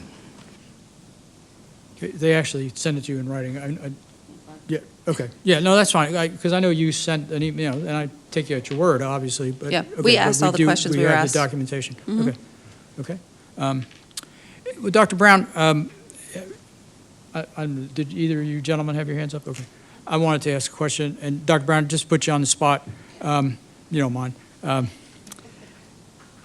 When the hospital board authority, the Memorial Northeast, or the Northeast, I'm sorry, Hospital Board Authority that you serve on as a board member representing the district, our district, when they very generously approved, I guess it was like $4 million for this program, were they aware that the contract with the vendor Memorial Hermann, who serves the hospital that their authority, their board authority is for, did they know that there was that kind of language in there that said family planning, to the best of your knowledge? Yes, Memorial Hermann actually came and did a presentation to the board requesting the funding, and so they provided the services that they provide at these clinics. Okay, so the board knew that, and they vetted, asked questions or whatever, and so, because my question was, I wanted to understand that, because I was going to ask, that if they didn't know, would it have swayed their position? But you're telling me, no, the board actually absolutely knew that language was in there. The board's aware of the services that they provide, and Memorial Hermann has other school clinics throughout the Houston area, and so we're very familiar with Memorial Hermann's services. Okay. So they actually understood that phrase, family planning, that was in the contract. Yes, Board members it's knew part of that. their services, Okay, yes. that's fine. Okay, I have to say, I don't understand why they want to fall on their sword on that one piece. If they really want to provide this great service, which I think it's great for the population we're trying to target this to, with all the wellness help and vaccinations and all those kinds of great things. I just don't understand like why, but that's their prerogative to do that, of course. Okay, any further discussion? Excuse me. Okay. I would Yes, go ahead. like to say a couple things. It's just, so I have a 12-year-old and a 15-year-old, and so my 15-year-old has done, health class, and we have just done such a fantastic job of teaching abstinence for kids. And so on one hand, we are saying the only protected way to be intimate is to abstain. And then on the other hand, we're saying, but if you want to, here's birth control. on one of our campuses. And I liken it to us taking a stand. We are anti-vape. We are not going to tolerate vape pens in Humble ISD. It's not good for kids. But if you're going to do it anyway, we'll provide you a vape pen and we'll be safe with it. That's my personal opinion of kind of what we're doing by providing family planning on a campus, and it'll be available on that campus. Thank you. And Ms. Marr, just some direction. I know we don't have to vote on the contract, that's already happened, but there's been a change to how this will play out. So do we need to have a motion made to say, yes, we'll allow this to proceed with the temporary buildings, or not? So can we No make a action is motion? required if the board is looking to proceed with the contract. If the board was looking to reverse its 2021 action, we'd ask the board to, a trustee to make a motion, second, and have a vote. Okay, but So we can do that. nothing if you're going to continue as is. The board previously approved this item. Right, I understand that, At and that's this what I'm asking, because I heard, it sounded to me that there were some folks sitting here who were not, didn't sound supportive of moving ahead under the plan. So would we have to make a motion? Yes, we would have to have a motion from a trustee with a second. I have not heard a motion yet. I apologize. It seems to be that there was discussion in response to kind of the public hearing pieces. Yeah, okay. I just didn't want to get ahead of our skis here.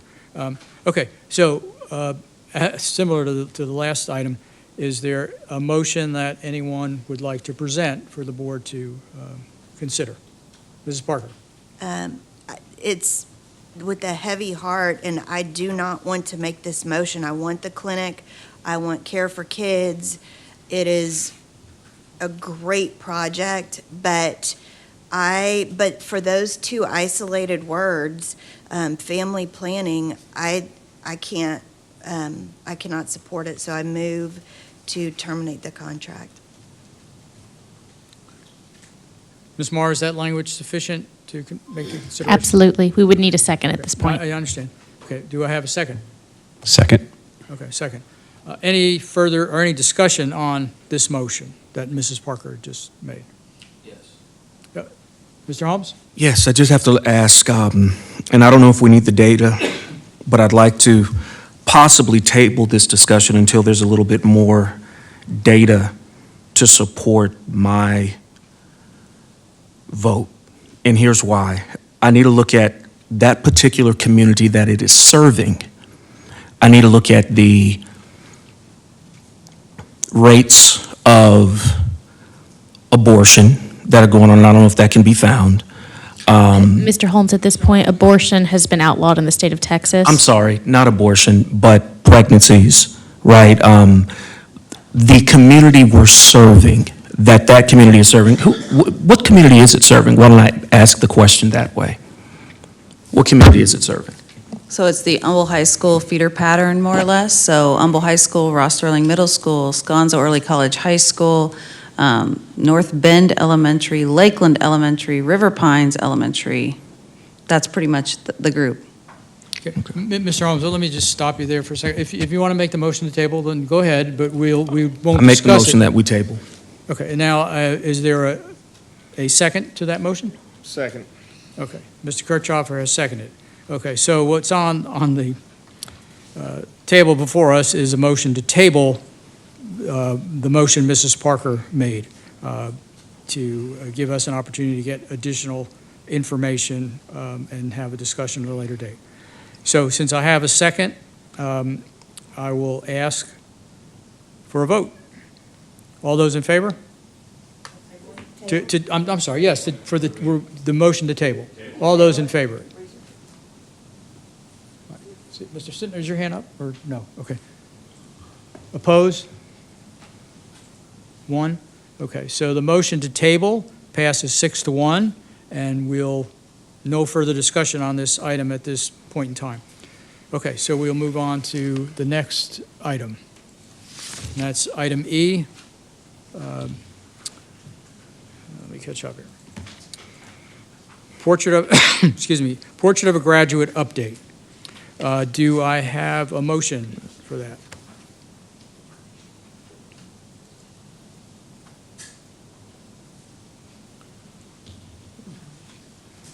Mr. Scarfo, could I move to table this as well? It's been a long night.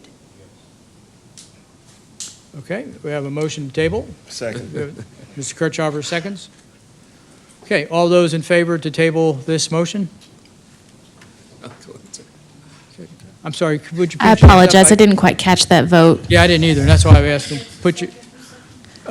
Kirchhoff. Mr. Kirchhoffer, all those in favor of tabling? Till the next meeting? Well, we'll have to see. But it has to be voted to come. The board can tomorrow. designate when a motion is to be brought back Yeah. as part of the tabling. Okay, so when do you can ask to table it to a certain point in time? Can we table it till the next meeting? Mr. Scarfo? Yes, we can do that. So the motion is to table the portrait of a graduate discussion until the October 8th, what's the date of that meeting? I know it's not the normal Tuesday, it's the third Tuesday, right, because of vacation? To the regular October board, okay, to the regular October board meeting on the 17th. So, and I have a second, Mr. Kirchhoffer? Okay, so all those in favor to table it until the next regular board meeting?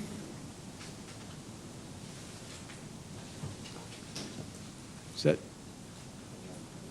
Yeah, so it's 5, but he wanted to have it on a certain, we wanted to make the motion the way it really should have been. I should have read it that way to start. Okay, so it passes, if I got the count right, 6-1 to table? Did you get Were that there same count? any abstentions or There was no votes abstentions, against? just, Everyone voted for it? okay. I apologize, it's been a No, little it was- scattered. It was 6, Mr. Grabowski voted no, right? All right, so Okay. it was 6-1 not to table it, or to table it, and he voted against tabling it. Okay, so, moving on to the adoption of the, item 6F, adoption of the 2023 tax rate. Okay.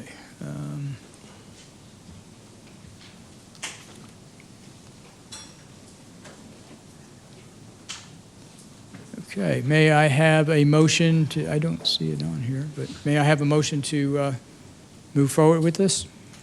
I move that we adopt the 2023 tax rate. Second. I apologize, this is a very specific motion. I would recommend reading out the recommended action as written, just to make sure we cover all of our statutory grounds. And I know, Ms. Lamont Dixon, I think you started us off, and we had a second, but if you look at the item under recommended action, it has the full text. Oh, okay, you want me to read the I entire move- overview, or? I move to approve the ordinance to set tax rate for 2023, which will adopt a total tax rate of $1.1075 per $100 of taxable value. The adopted maintenance and operations rate is .7575, and the debt service rate is 35 cents for a 2023 total tax rate of 1.1075. Thank you, my apologies. Okay, do I have a second? Second. Second, okay. Any discussion? Okay, no discussion? All those in favor of the proposed rate? Okay, 7-0. Okay, and our last action item is action item G. Okay, would someone read the motion, or make the motion with the language that's there? Yeah. Yep, whoever, that's fine. Okay, I move to reconstitute the Board and Superintendent Evaluation Committee to be a committee of the whole to include all trustees. Second. Okay, any discussion?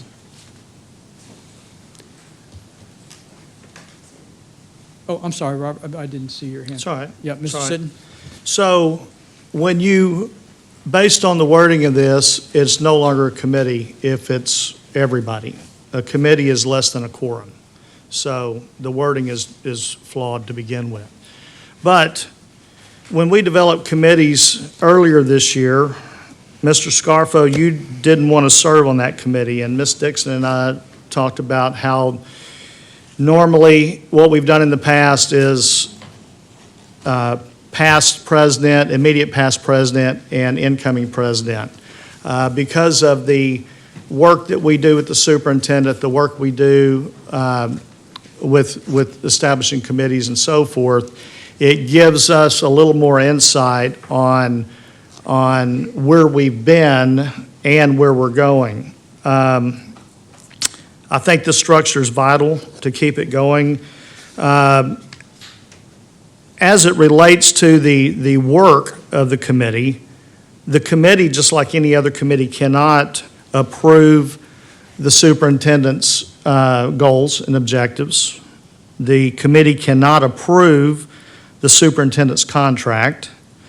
On April 11th, the board voted 7-0 to approve the superintendent's contract as an entire board, not a committee of 3. At our last board meeting, we reviewed Dr. Fagan's goals, and she has been operating under a long-range plan. And the first year was more of, let's get to know the capacity of the individuals that are on the bus. Let's move some people on the bus or off the bus and so forth. And then year after year, building upon what was done the year before and so forth. At that point in time, any member of the board that was in that room could have asked questions about adding things, taking things away, and so forth. So the things that have been questioned, we're already doing. We get a review with Dr. Fagan twice a year. We get a public display of local accountability at least twice a year, sometimes more than that, sometimes 3 or 4 times a year. So, and that's what we really base her evaluation on, is at the end of the day, student growth, student safety, and so forth. So I am against changing the way we've handled this topic for as long as I can remember. And if you're going to reconstitute it, it's no longer a committee. It's just a matter of scheduling a workshop twice a year, and there's no committee that says, okay, Dr. Fagan, can we get a presentation in 3 months on X, Y, and Z? This is what the board's looking for, and so forth. I have no problem developing calendars and developing, years ago, we used to develop the superintendent's goals during our Team of 8 training. We'd do our Team of 8, and then we'd break into a board workshop, and we would discuss. I know after Mr. Scarfer, you may remember this, after the curriculum audit was done, we spent probably 8 hours in a conference room at a local hotel with whiteboards and stuff, and we talked about district structure and so forth. So the things that you're trying to accomplish with this, we're already doing, I guess, is at the end of the day. And having a hierarchy of leadership, and every member of the board rotates into those positions, so every year you've got 3 new members on that committee. Well, you got 1 new member coming on and 2 staying on, and it rotates every year. So that's my take on it, and that's my view on it. Thank you, Mr. Sitton. Ms. Lamont Dixon? I guess for me, I question why the change at this time, especially kind of reiterating what Mr. Sitton said. With the change, the board president would serve as chair, which is fine. I actually suggested that to you, and you didn't want to be on the committee, but then kind of shared some information for you to be on the committee, so now we make up that committee. So just, I guess for me, when I read it, I was just a little surprised after some of the conversations we've had leading up to that particular committee. So just curious on why now. Any other discussion? Okay. And my reason for doing it is because as a board, we do have one employee, it's the superintendent, and I just think it would be better for all board members to be involved directly in all those discussions that happen. And as it says there in the public content piece that people may or may not read, it would be no less than semi-annual as far as reviews go, and that the committee, or you make another name up for it, or whatever you want to call it, the board will determine contract considerations, the whole board, and the board would develop and conduct the annual self-evaluation. And being board president, as putting the board president as chair is just a position. Whoever happens to be board president or vice president would serve, because you do need to have a chair of the working group. So that was my reason for doing it, because I just think it gets to a greater level of transparency, because all board members are involved all the time in one aspect that's very, very important to our role in terms of what we do. So that was the reason. There was nothing nefarious about doing it. I didn't have a chance the prior two meetings, so I put it on this meeting for us to do this going forward. So, Mrs. Parker? I would like to say if Mr. Sitton, if it passes, and Mr. Sitton and Ms. Lamont Dixon, that was one of your primary committee assignments, we probably need to look, if it just, and we can change the language so it's just dissolved and we all accept the responsibility as a board. But if one of their main committees is essentially taken away from them, maybe we should relook at how the committee assignments are. But everybody would be on that group, so it wouldn't be like anything being taken away from anybody, at least not in my mind. So that's... Yeah, and that doesn't really matter to me. I was just more Yeah, no, surprised that Yeah, with the change, when it was a suggestion, some of that piece was a suggestion by me a long time ago, and initially you didn't want to be on the committee at all. So but for me to email you and say, I think you should be on this committee, but now we're looking at something completely different. Right, and the reason- When I think the whole board is involved anyway. The whole board is involved in the evaluation and the contract anyway.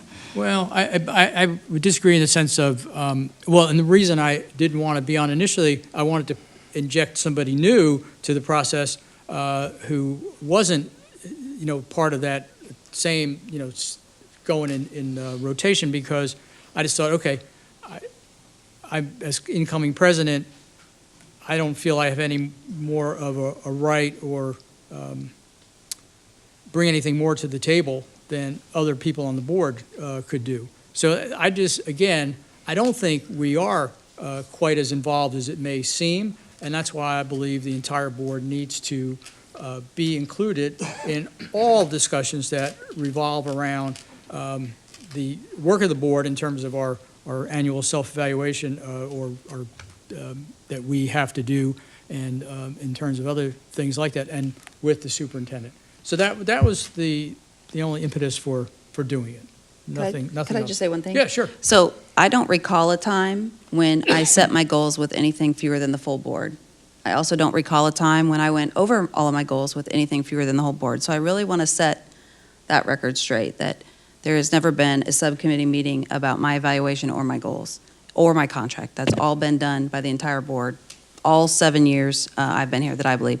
I do note that there has been policy work done by the subcommittee because we struggle to, create language up here. But that is the one thing that I do, and I don't attend those meetings when they do the policy work, so I can't speak to those. But I just want, for transparency, there has never been a subcommittee review of me or my goals or agreeing to my goals or my contract since I've been here. It's always been the full board. Right, We've and- stayed after meetings, we've done everything, yeah. And when the committee has met before, the last time that we discussed the evaluation was really to add bullying to safety. So it was a conversation the committee had, but then we brought that to the entire board, right?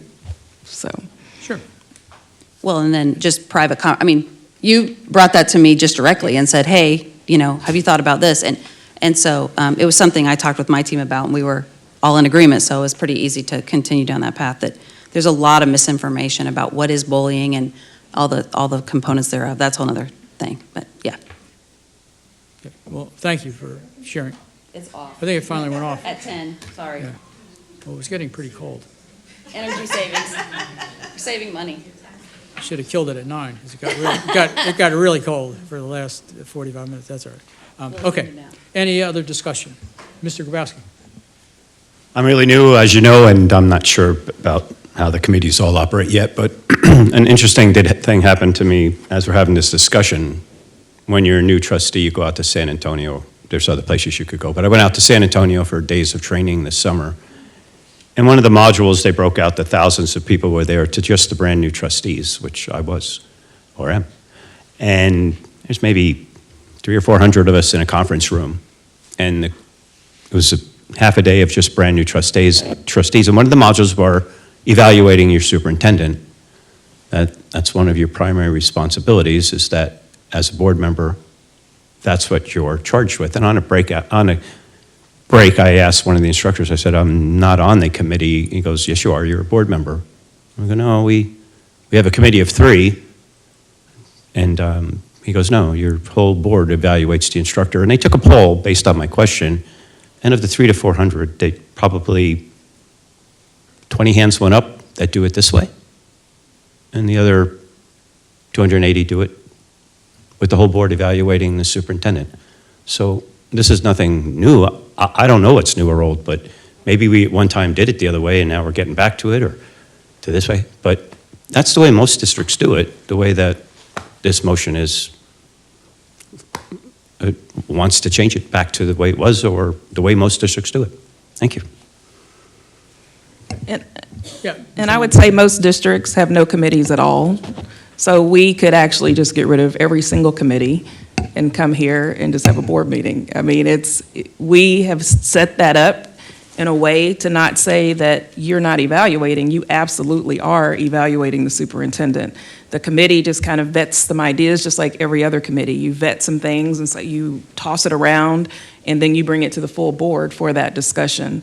And I don't know, I mean, I'm not the longest standing board member here, obviously. I'm into my 7th year, but I wasn't on that committee for a very long time, and I always felt like I was part of the process of evaluating the superintendent and part of the process of voting and making decisions on the contract. Never felt left out of that at all.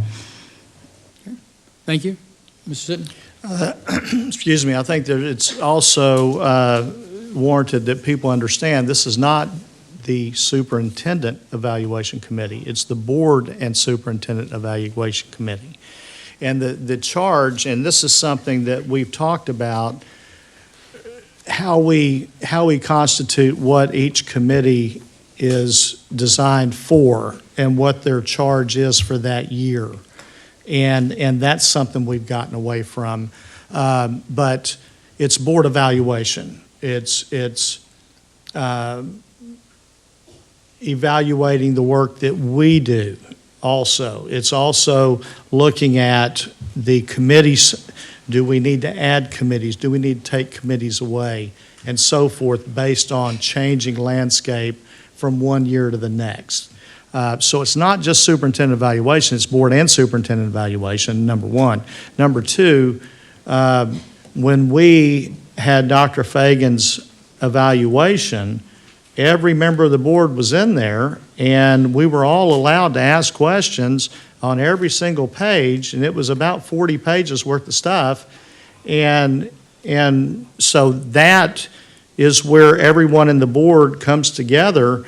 Now, I'm sorry, Mr. Grabowski, you haven't been on the board, so that was your first shot at how that works, and I get that. I totally get that. And so moving forward throughout the year, you're going to see presentations up here that support that evaluation. And we'll have set downs like we did last month back here. Okay, here's a checkpoint. Where are we at on this? Where are we at on that? And so forth. That's where the entire board has the input and so forth. But I would recommend that we do our Team of 8 training. We started pushing that back to like October, November. I would recommend that we do a board calendar and have our Team of 8 training sooner than later in the year like that for these type Q&As. You know, what do we need to change? And we get input from the superintendent and so forth, and we develop together that plan going forward. That's what I would recommend.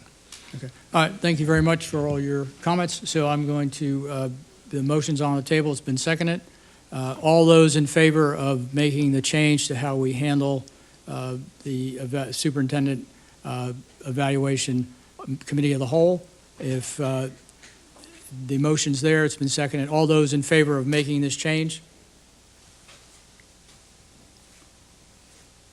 Opposed? Okay, motion passes 4-3. Okay, moving on to now information items. We're almost to the home stretch here. Okay, intruder audit report, Mr. Perkins? There has been no intruder audit since our last board meeting. Thank you very much. That's great news. All right, board, association, and committees, are there any committee chairs that would like to make a report? Mr. Sitton, yes. Yeah, Dr. Fagan stole my thunder earlier. We did have a speaker tonight, and I wanted to address that. So Bond 2018 has been a huge success for the district. The community and students can see and enjoy capital improvements district-wide, and we push forward with Bond 2022. However, the multipurpose rooms have been a major disappointment, to say the least. Group 1 and Group 2, 16 schools, were all given to Holt Construction.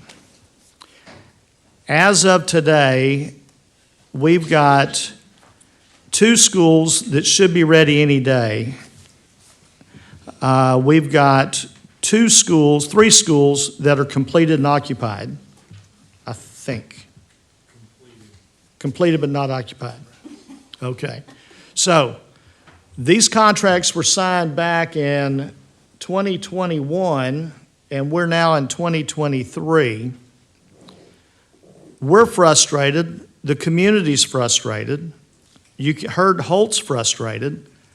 But I'm sorry, based on their legal argument and those extended days that we've given them, every one of these 16 schools should have been completed or almost completed in July.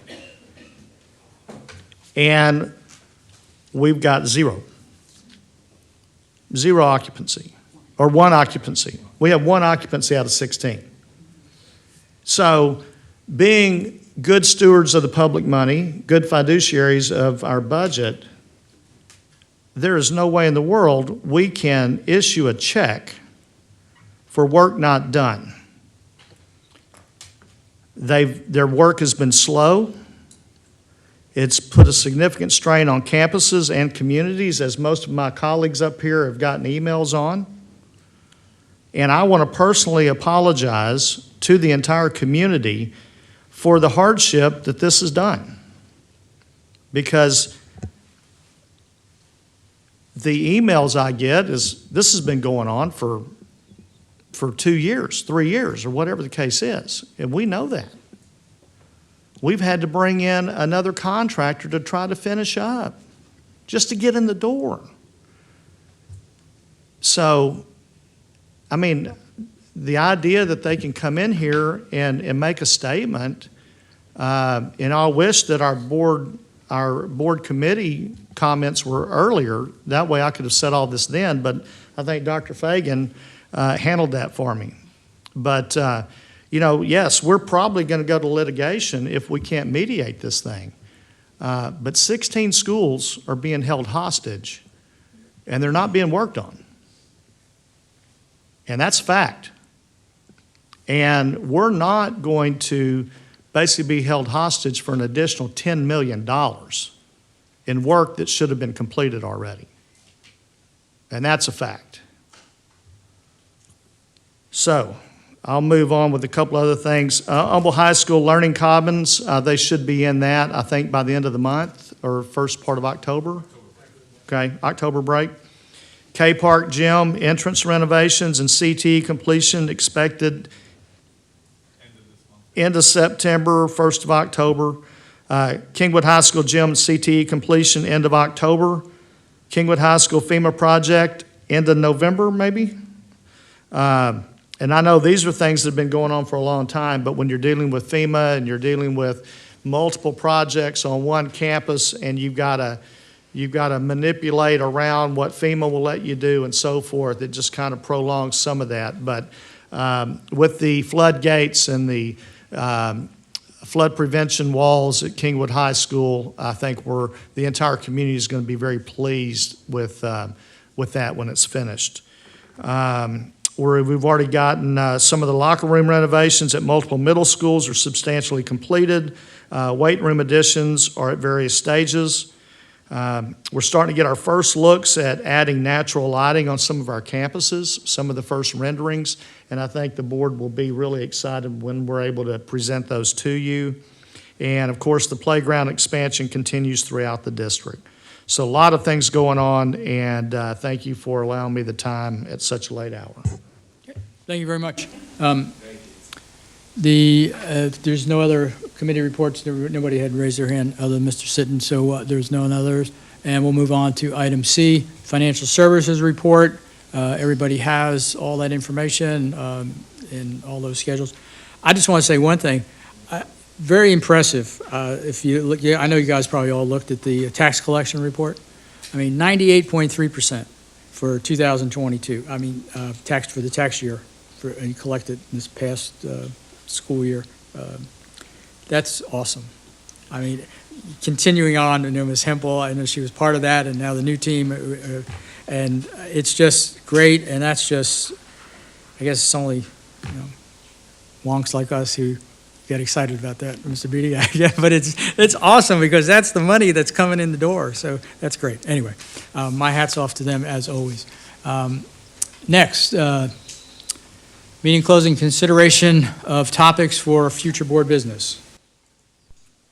Mr. Sitton. Yes, Mr. President, thank you. As it relates to meeting agendas, I would like to see board operating procedures modified to hold the presidency to the same standard as all other board members, meaning if he or she would like to add a specific agenda item that has not been discussed or is not part of the regular business of the district, a public poll of the board should be taken before that item is included into a future agenda. Okay, well, how many would be in favor of adding that as a discussion item to a future board meeting?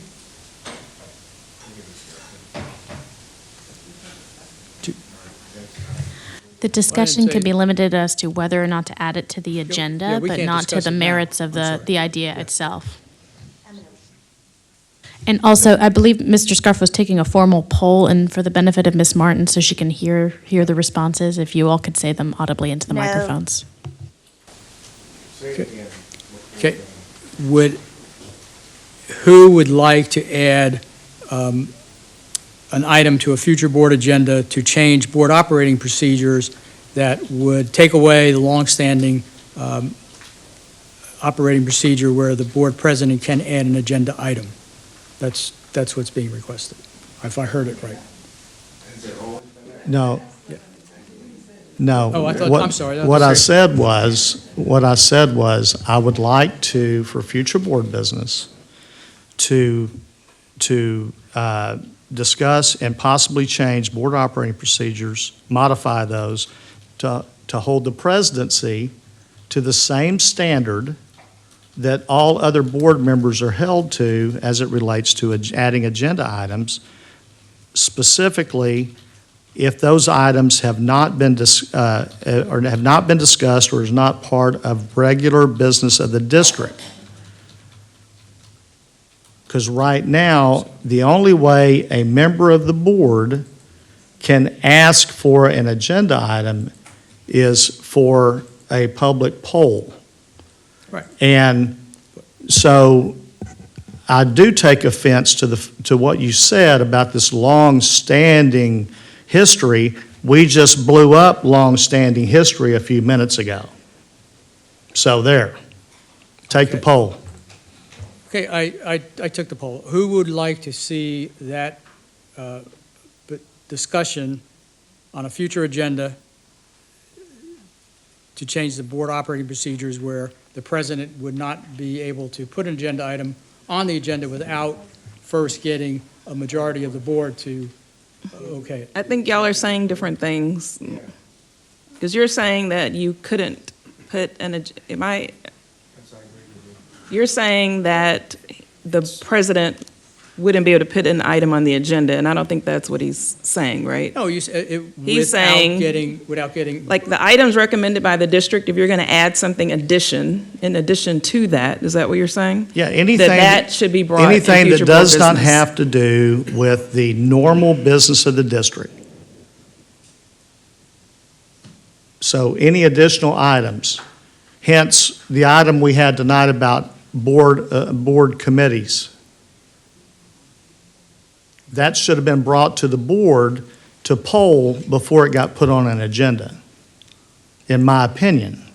And I want to prevent that type of thing from happening going forward with anybody being president. Okay, well, so that would change the standard that we have right now in operating procedures of the president putting an agenda item on the agenda. So all those who would like to see that discussed at a future meeting, please show your favor of doing that by raising your hand. I'm open to discussion. I'm open to a discussion. There's lots of questions that I'd love some context on. Yeah, we can't discuss it now. That's what I'm saying. Yeah, So let's we- discuss it. Discuss it. Okay, so we got 3 yeses and 4 nos, if Well, I do we read have it right. 4 no's? Well, I haven't heard 4 Oh. no's. I've heard 1. Okay, I thought, well, No. Mrs. Parker said no, I'm no. Okay, so we'll move on. Any other future board business? Yes, I would like Yes. to, we tabled the Memorial Herman discussion. I would like it to be on the October agenda. I thought we said that in the table, the motion. I thought that was the other item. That's Am I wrong? correct. There was no definitive date added to the Oh, I'm Memorial sorry. Herman item. Which one did we say put the date on? That would be the Portrait of Graduate update. Thank you. Okay, so that one to put it on next. the Sorry, regular board meeting. October Okay, board meeting. do that. All in favor of doing that? Okay, so 7-0, so that will definitely be there. Any other items that? Yes, Mr. Scarfo, I'd like to add that we discuss at the next board meeting the topic of pass-fail. I think we can meet Mr. Grabowski where he is, but still hold a pretty rigorous standard. So I think we can. So how many are in Compromise on that. favor of bringing that back for discussion as we had last month to continue our discussion on pass-fail? So I saw 4, I'm sorry, 5? Mr. Sidney, no? Okay, okay. So 5-2, so we will have that discussion on the next regular board meeting. Okay, anything else? Mr. Grabowski? Yeah, I'd like to propose at the next meeting that we put on the agenda or when we have these contracts or agreements, that they don't get the line item, they get the full agreement for transparency to the public so they can see them too, so they know what we're going to be talking about. Can I clarify what these contracts means, please, Mr. Grabowski? Do you mind specifying what Yes. you mean? Yeah, like where we had today in item J that had this 6 contracts. Is that specific as to interlocal agreements? Yes, ma'am. Okay.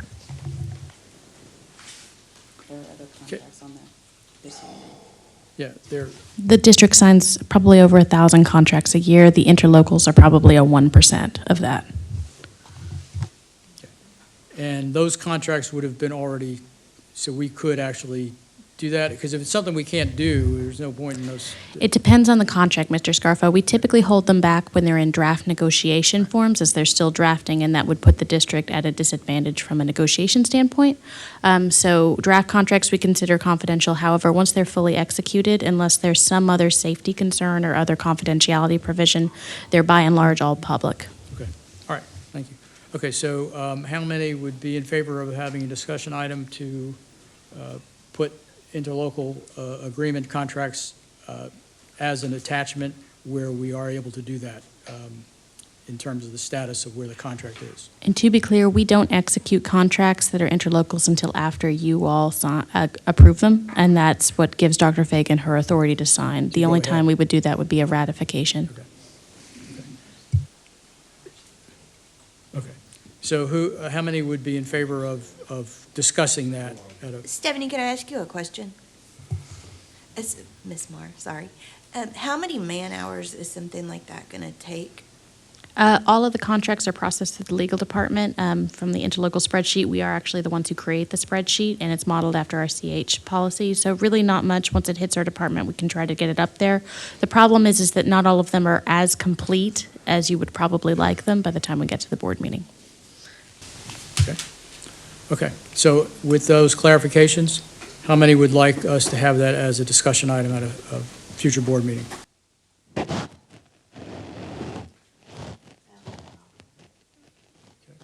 Just three? Okay, well, only three. We need at least four. Okay. Anything else? Okay.